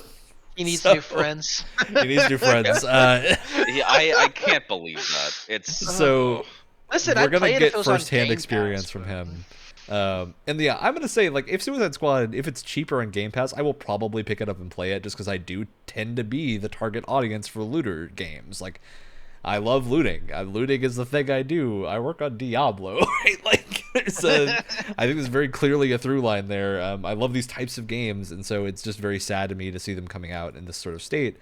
And also just thinking everything needs to be a live service. Like, you can make a successful loot-focused thing without it being a live service thing. Like, there's tons of games like Borderlands and stuff like that. So I think that you absolutely could have had success here in a different way, but they went for this insane live service. All right, let's talk about a fun game. yeah, Enshrouded. Yeah. How have you guys been liking Enshrouded? It's become a problem for me. Well, you know, I have more I than 24 dabble. hours on it now. So let's since go we over what started Enshrouded is. Enshrouded is the latest outside of Pal World survival game craze, which is great to hear. Enshrouded has done very well too. People were worried that because Pal World had like this incredible launch, that was me. That was one of them. 7 million players in like the first week and a half, that it would really affect Enshrouded's ability to get an audience. Enshrouded sold 1 million copies in its first week. So Yeah, I think it hits. I think it hits a much different itch than Pal World does, and I think that yes. I can't say for certain whether or not one of the building methods is better than the other, but they definitely feel a lot different. Yeah, they And feel in my significantly different. experience, I think that Enshrouded is better because I haven't had too much actual building done. in Yeah, Pal Power World's got the kind of like Fortnite style building where you're like building these like built up walls and whatnot, or like Ark style building. Enshrouded is voxel based, so you have actual voxels that you place down, and you can do it manually one by one, or you can use a tool to like put them down in shapes, which allow you to get really creative with how your stuff is laid out. And there's tons of cool creations that are in the game that you can see of like. The thing that really sells me on Enshrouded is that Enshrouded is not set in a just wildlife world. That's often a thing that bothers me with survival games. Is I really like the idea of like post-apocalypse survival, exploring an area that's actually built up. That's one of the few things I'm going to give Fallout 76 credit for. Is Fallout 76 at least has a more interesting map to explore than I think like a randomly generated procedural thing is. And Enshrouded is not randomly generated. It's a hand-built map. That's super cool. I was talking with a friend of mine. I was talking to them about Enshrouded, and they were like, "Oh, whenever I see gameplay of it, it just makes me think, oh, I'd rather go play Valheim," right? And I feel like the way to describe Enshrouded to people is that a lot of people are just saying that it's a survival game, which is like partially true. I think that the difference, if you want to compare it to Valheim, because that's its closest comparison, I would Also, say. both very good games. Both very good games. Like I'm not shitting on one or the other. I love both games. I would say that Valheim has its roots, its foundation in survival crafting with really good use of like RPG mechanics. It's the exact opposite for Enshrouded, where it has its roots in an open world like adventure RPG with survival crafting elements as flavor, essentially. Yeah, absolutely. And so they do feel like very different experiences, but I can also completely understand someone watching gameplay and thinking, I'll just go play Valheim. I understand, but you got to think of them as like polar opposites of each other, not in quality, but in intent. It's like I almost get like an Elder Scrolls-y type of enjoyment out of Enshrouded, I think, compared to other survival games. Where like a thing that I love accurate. doing things like Hearthstone in Skyrim, because it lets you feel like you have a place to return to that you build up over your adventures. But a key part of that mini games that are just focused on like building a homestead or farming or whatever miss is that you have to also have the adventure element to get that loop to feel that way. Because Like that's tons of what people love half of that loop. Like you can make a game that's just adventuring or a game that's just doing the homesteady stuff, and it will still be a great game. But if you want to get that like specific feeling, you have to have both, right? And Enshrouded absolutely nails that. Because for me, I'm someone who dabbles in survival games occasionally. I do like Valheim, but I agree with you where the pull to continue, like, oh, I'm gonna make my settlement better, I'm gonna increase production, whatever. That pull really fades after a while because it's like, what am I building up to? You know, like what am I working towards? That's something that Well, I Valheim think fixed, and it's something that Enshrouded definitely, I think, to a different but in some ways greater degree fixes. I feel like the exploration loop as of now is the major pull for me because For sure. I can't talk about that right now because I just found a big part of the map, but also it has like a little bit of a fashion endgame grind as well for finding and crafting the armor.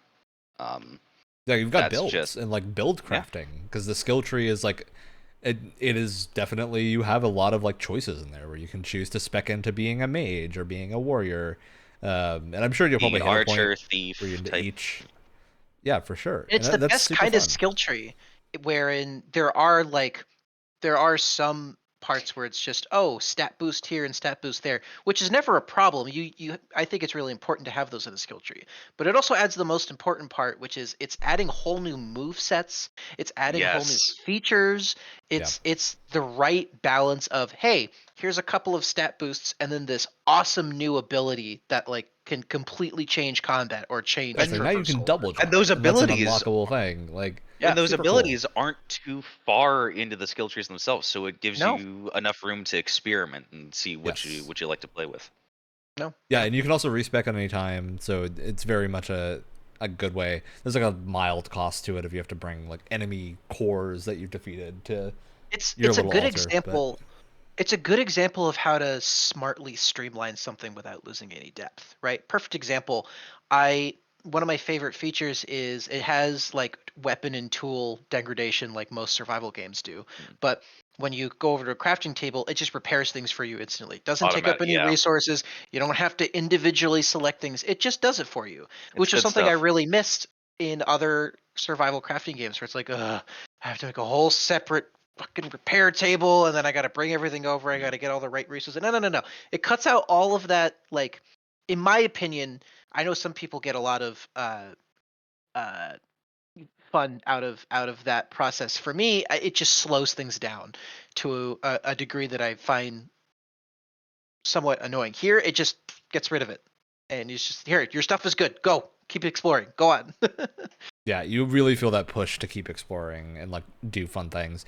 But you also I have need like, to do it's the a quest so I get a super bigger backpack to put more stuff in because I'm yeah. a material hoarder. That's the thing, is like it loops back into itself, right? That's the important part, is you feel a need to go back to base and then restock. And the great thing is they give you, when you're playing, you have the way that you set your like buildable area is the altars that you place down, but you get more of them as you play the game, and they act as fast travel points. So you can use them as like a fast travel point, or you can decide you want to have more than one base and like build a cool building on one other side of the map or another. And that's just a really fun like set of things that you can do. Or you can build like one mega structure, I'm sure, if you put them all next to each other.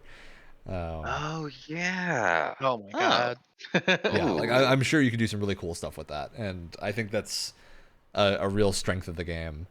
I've seen there's a lot of really cool buildings that people have made on the Enshrouded subreddit. Yeah, I've seen people have made like Moria. Someone mined out the bottom of a mountain to make a floating island for their wizard tower. Super cool. That's insane. And they have grappling hook like things on little mini Yeah, I need to get the ability to floating build the rocks that grappling they're hook able to. things. I want to make a grappling hook obstacle course. That's my Ooh, yes. calling. Yeah, Enshrouded's got tons of fun in it, and an important thing to note: it's early access. I don't think any of us feel that when we're playing it. No. At all. Well, it's along the lines, and Ryan, you had mentioned this when we were playing it. It's along the same line of thinking where like we're gonna release something in early access that is, mechanically feature complete but not content complete, and that is such a huge difference in an early access game, because you have a much better sense of the gameplay loop, and it also just feels like a much more finished game and something that you want to interact with more than like, oh, I played one level of this thing, cool, I'll come back to it in 2 years or something. Yeah, I definitely get that. And yeah, I'm sure it's going to get much more content and stuff. I think the map is about a quarter of the size they want it to finally be. It already feels Which is huge. Are you kidding me? It already feels You can't massive. scroll out enough to see a quarter of the whole map. It's a big game. Yeah, absolutely, it It's is worth the price huge. tag. I think if you jump in right now, you will not feel the early accessness. I think very similar to Valheim, it launched in a state where like you can play all the content that's there and feel like you got your money's worth and you played a full game, right? And it's just gonna get more down the line. So I would say the weakest part for me, and where you might feel some of its early accessness, is the combat. And not that the combat itself is like terrible, it's perfectly fine on its own. What I noticed was, like, because for instance, I used a bow and a sword and a shield. That's how I've been rolling throughout the whole game. And what I've noticed is, if you're just blocking, using your bow and like hitting things with a sword and just using the X button, or I think left click on keyboard and mouse, it all feels fine. It's when you start getting different combat upgrades where things start to feel a little janky. That what's it called, like execute button, where you get someone's like Oh yeah, you get oh them yeah, dizzy and then press E to do the it does it feel like that button should just feels, be a heavy attack or something, right? oh Like yeah. Or if not, if that's, you're just waiting to press Y at a specific moment, it takes such a long time for the button prompt to show up. Everything feels janky when the you camera's can't trying to get in position. It just feels yeah you clunky. can't press it if there's something that's able to be picked up on the ground near you near the enemy. Yeah. Um I also have the like the aerial attack unlocked, which is like oh if you the jump up jump with, attack. and Yeah. if you, yeah, the jump attack also, like if the terrain isn't quite flat, it doesn't quite land properly, or if you jump up and land right on top of an enemy, it like takes a while to slide off of the enemy. It just, it feels clunky, and I don't know if that's something that they're going to be addressing in its early access period or not. But I think as is, it's another example of like, it is perfectly fine for what we have and the type of game that it is. But it would be nice to be addressed during the early access yeah, I totally get stages. that. Um, yeah, it's a good time. There's like magic and system too, that you have like Mhm. spell charges and staves you can use to actually cast magic. And wands. And wands. Yeah, we talked about it about earlier. Got to use those wands. Yeah, it's a very good game. Any other thoughts on Enshrouded? You guys want to play some after the podcast? Don't tempt Don't tempt me me. with a good time. Don't tempt Um, me. has anyone else been playing something different that they want to talk about? Yes. um I've been playing some Dragon's Dogma, the original. mm, It was a game that I had played years and years and years ago. I got it for super cheap on the Switch. But now I'm playing it on PC. Um, oh, this game. So I want to love this game so much, man. The combat when you're fighting monsters is awesome. Also, when you're fighting regular enemies, it's pretty great. The pawns do some really freaking cool things. They can launch you up into the air, and you can grab onto like flying enemies and hack at them. And I find controlling the pawns uh, really difficult for me, but I think that's the RTS difficulty in me popping out I again. it's really, for like a mid-season Xbox 360 game, it is really well animated. Or in terms of like character animations, they're so smooth, and they pack such a punch during combat. When they're shouting out useful tips at you, it's really cool.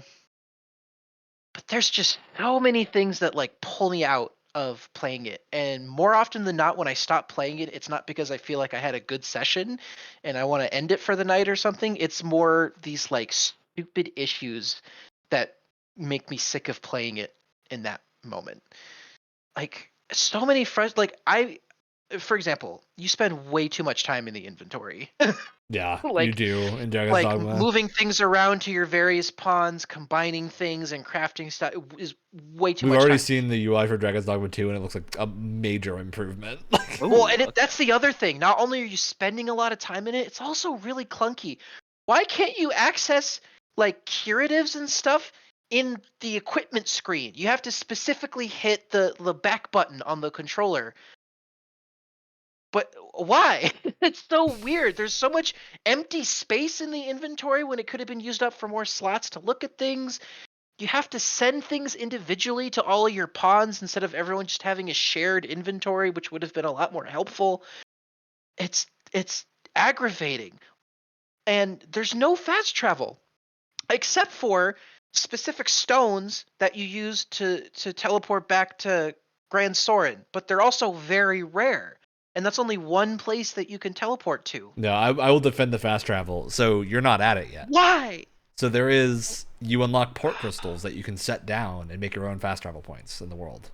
How many of those do they give you? You get a handful, and Are they permanent? yeah, they're permanent. Okay.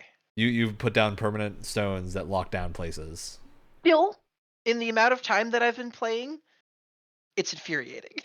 So and they needed to give it to you I way will maybe earlier. break your heart a little bit, Wyatt. Dragon's Dogma 2 is not going to have fast travel. Because, and this is a decision that I will defend because I love their reasoning. Dragon's Dogma 2, they're going to give you options. So you can ride a cart to a place you want to go, a la Skyrim or something.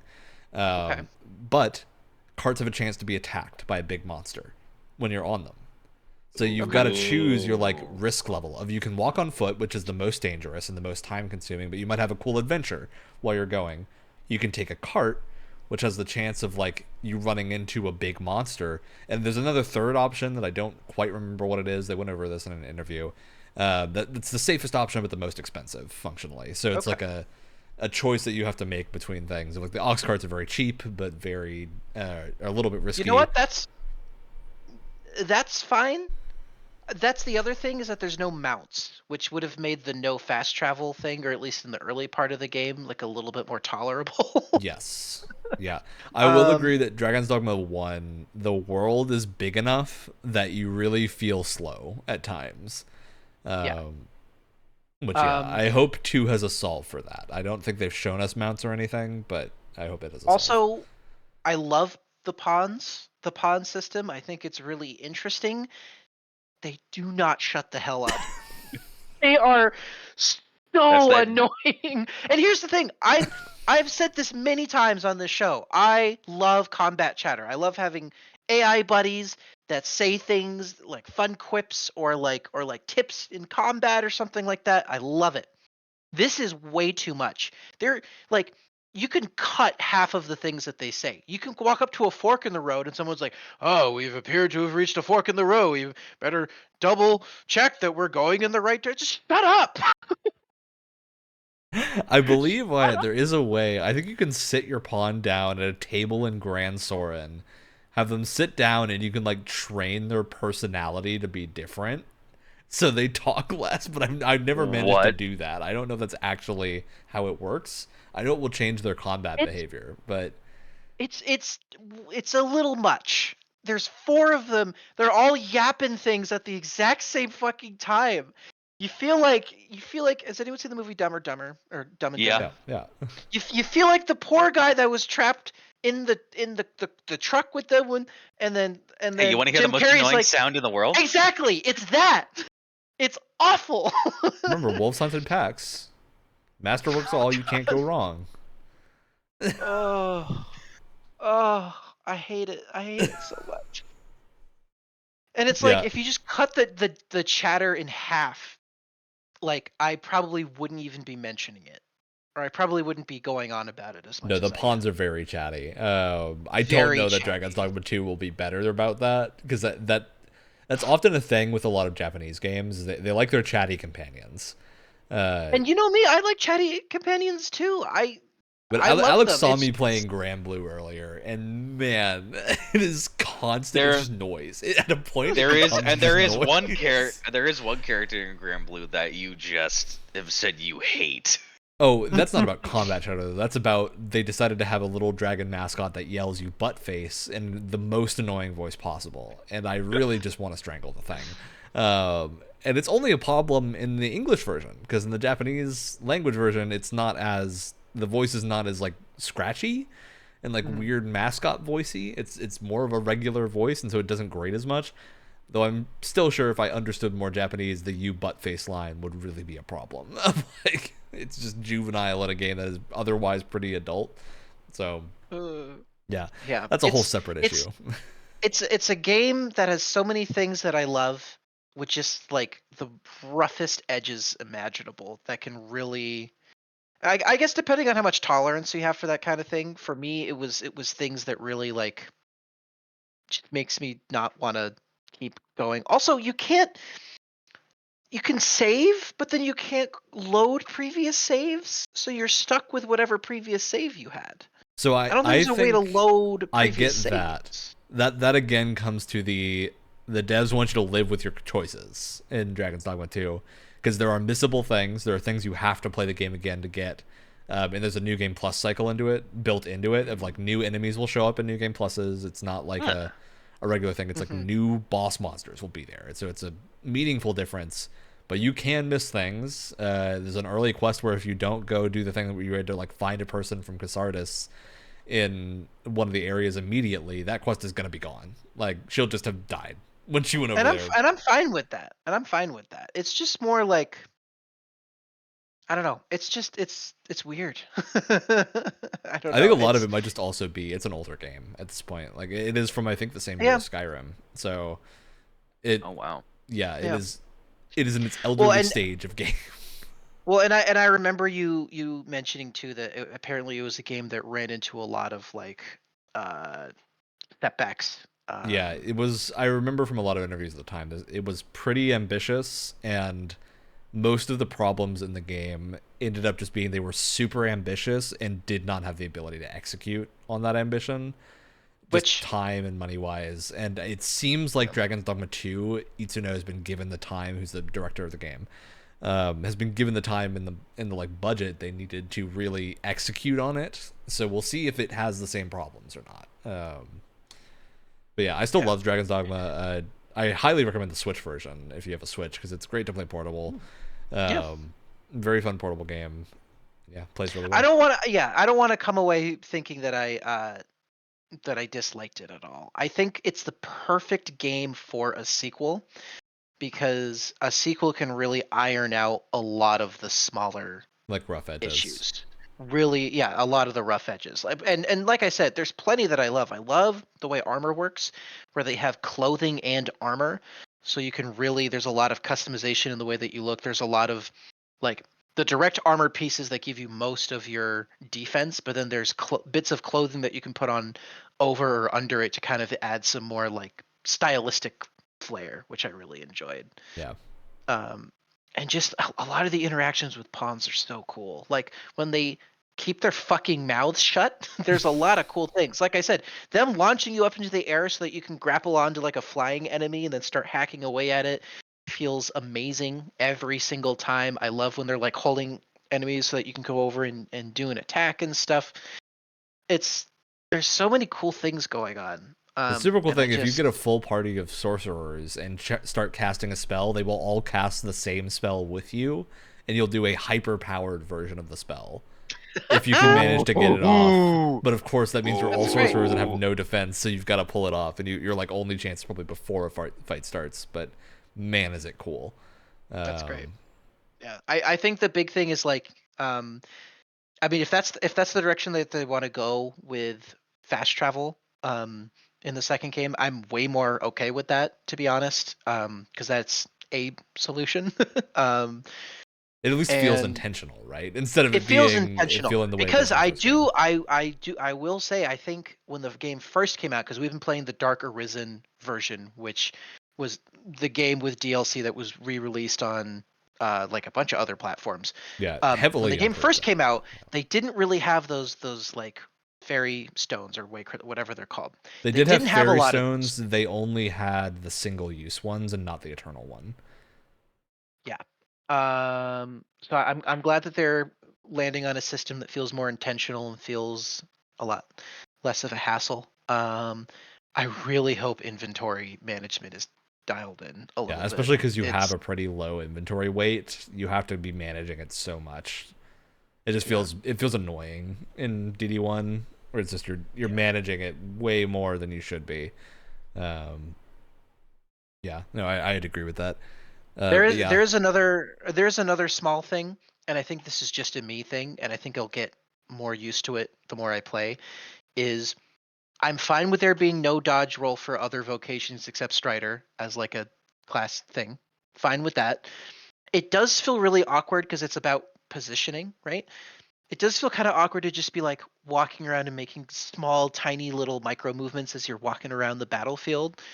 And it feels like sometimes it's like I'm trying to get out of the way of something. And it's like I have no way to like dodge, block, or anything. It feels frustrating sometimes when your only like evasion tactic is to just walk.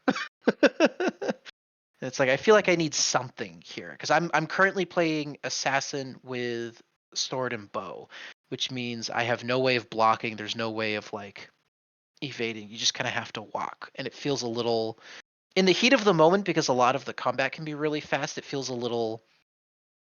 It feels like it doesn't quite match the flow with the rest of combat, if that makes sense. Mm-hmm. And to be honest, I'm not smart enough to know what the solution is there. But yeah, because I haven't noticed if any of the DD2 footage has like a dodge roll or something in it.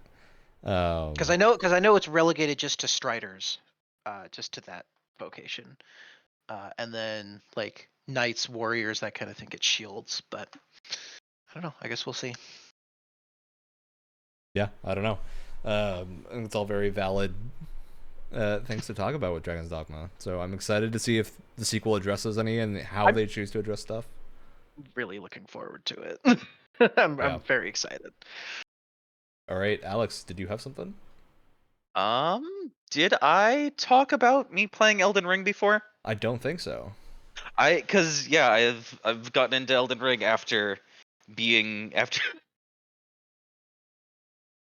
good. Fuck, I have to say it now. After being pilled.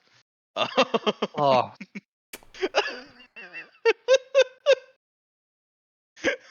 Nope.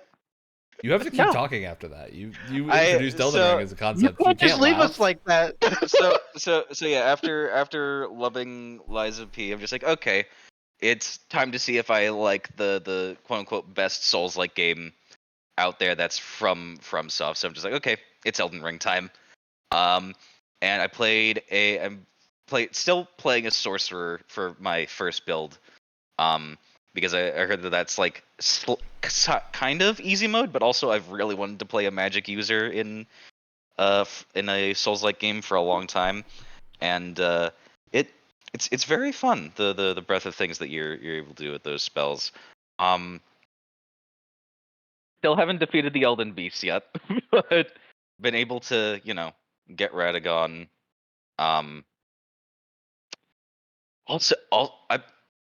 not stuck on Melania. That's what they all say, Alex. That sounds like straight up denial right there. so I got the typical like first try luck where it's okay, beat her first phase, got her second phase down to a third of her health. Have not been able to get that far in like every other previous try. So I'm just like, I'm taking my time. I'm able to like in a Souls game especially, it's so refreshing to be able to take my time and have fun learning boss combos like that. It feels good. There's still ridiculous stuff where it's like, oh, I can't believe I died to that stupid lack of iframes at the last minute that just infinitely stunned me type thing. But it's really good. I've also started a second playthrough already, not having finished the first, because I'm just like, okay, I did a sorcerer build. Now I'm gonna just do like a full strength build. I might do like a little bit of faith in arcane in that, but I'm using the guts sword from Berserk. Of course. So I'm just like, okay, I have to swing this thing around. I've gotta. And then my strength is too low for it right now, so I'm using the claymore. Good sword. Well, I'm glad to hear that you're enjoying Elden Ring, because I think we've all been sitting with bated breath to see if we had actually converted you into a Souls enjoyer or not. Yeah. Next up is Sekiro. Good luck. I'm I'm the last holdout. I'm the last You've one. played Elden Ring. I have. I played about 10 hours, but haven't finished it. Haven't played beyond that. We've corrupted everyone On into just giving it a try. friend's copy of the game that I played Hey, like a year ago. You may not have gotten good, but you've gotten somewhere. Hey, I did okay. My friend was like, "You're doing pretty well for a There's the new caveat. Guy. So. Hey. How dare you? Okay, well, on my. Oh, sorry. Go ahead, Alex. On my second playthrough, I'm just like, oh, I kind of wish I was able to enjoy this more because on my second playthrough, I defeated, what's the misbegotten enemy in the Weeping Peninsula? Oh, like misbegotten gargoyle or something. Yeah, I defeated him, Morgott, and Godric first try. See, okay, you're joining me in the beating Margit first try club. So and I'm just like, I did that on the second character with the strength build. I didn't do that with the sorcerer. That was everyone was saying Margit is the hardest boss in that game, and then I beat Margit first try and was like, "What's going on?" Margit, that's completely untrue. Right, I think Margit is a skill check. You're just a god. Sure, yeah. But Margit is Balteus. That's what it is. Yeah, I was stuck on Balteus for so much longer than I was stuck on Margit. Not or I guess funny. Margit's the attack helicopter because he's really the first. Yeah, he's the first. You gotta try harder to get through this fight. Yeah. But yeah, no, Elden Ring, great game. All right, well, I think that's all of our stuff we've been playing. We've hit our mark, so it's time for shoutouts. Anyone got something they want to shout out? Go. I do. I'll go. So I've been getting back into board games recently, and I got myself this amazing 1 to 2 player little game called Mini Rogue. And it comes in this tiny little box, and I love it. And it's a little roguelike dungeon crawler. So you use like different dungeon cards that you can only reveal when you're in like the room next to it. You have to work your way down to the boss. And it's really streamlined. So a lot of it is more chance than actual strategy, but it's that kind of like 60% chance, 40% kind of strategy where there's just enough strategy to feel like you have input, but also a lot of strategy, a lot of luck to keep things interesting. But you're keeping track of like XP and health and armor, gold, potions. There's also a campaign mode where they have skill trees and persistent progression across runs. There's so there's the tower, that's the easy mode where you work your way up, and then there's the dungeon that's harder where you work your way down, where there's moments where you can be attacked by a boss or go through a trap that makes you fall down a level. And what the levels do is that it basically scales all the enemies. So if you're on level 3, it has different stats than monsters that are on level 2. And so, like, if you're falling down in the dungeon, you're falling into enemies that are way more powerful than what you're actually prepared for. So it can be really freaking brutal at times. But there's, like, skill checks. There's, like, shops where you can buy and sell stuff. It's freaking awesome. It's so much fun. And again, it's in this tiny little box that you can just take with you. It's and also the best part of it is that it is by Nuts Publishing. Enough said. Pretty great. Enough said? Yeah. All right.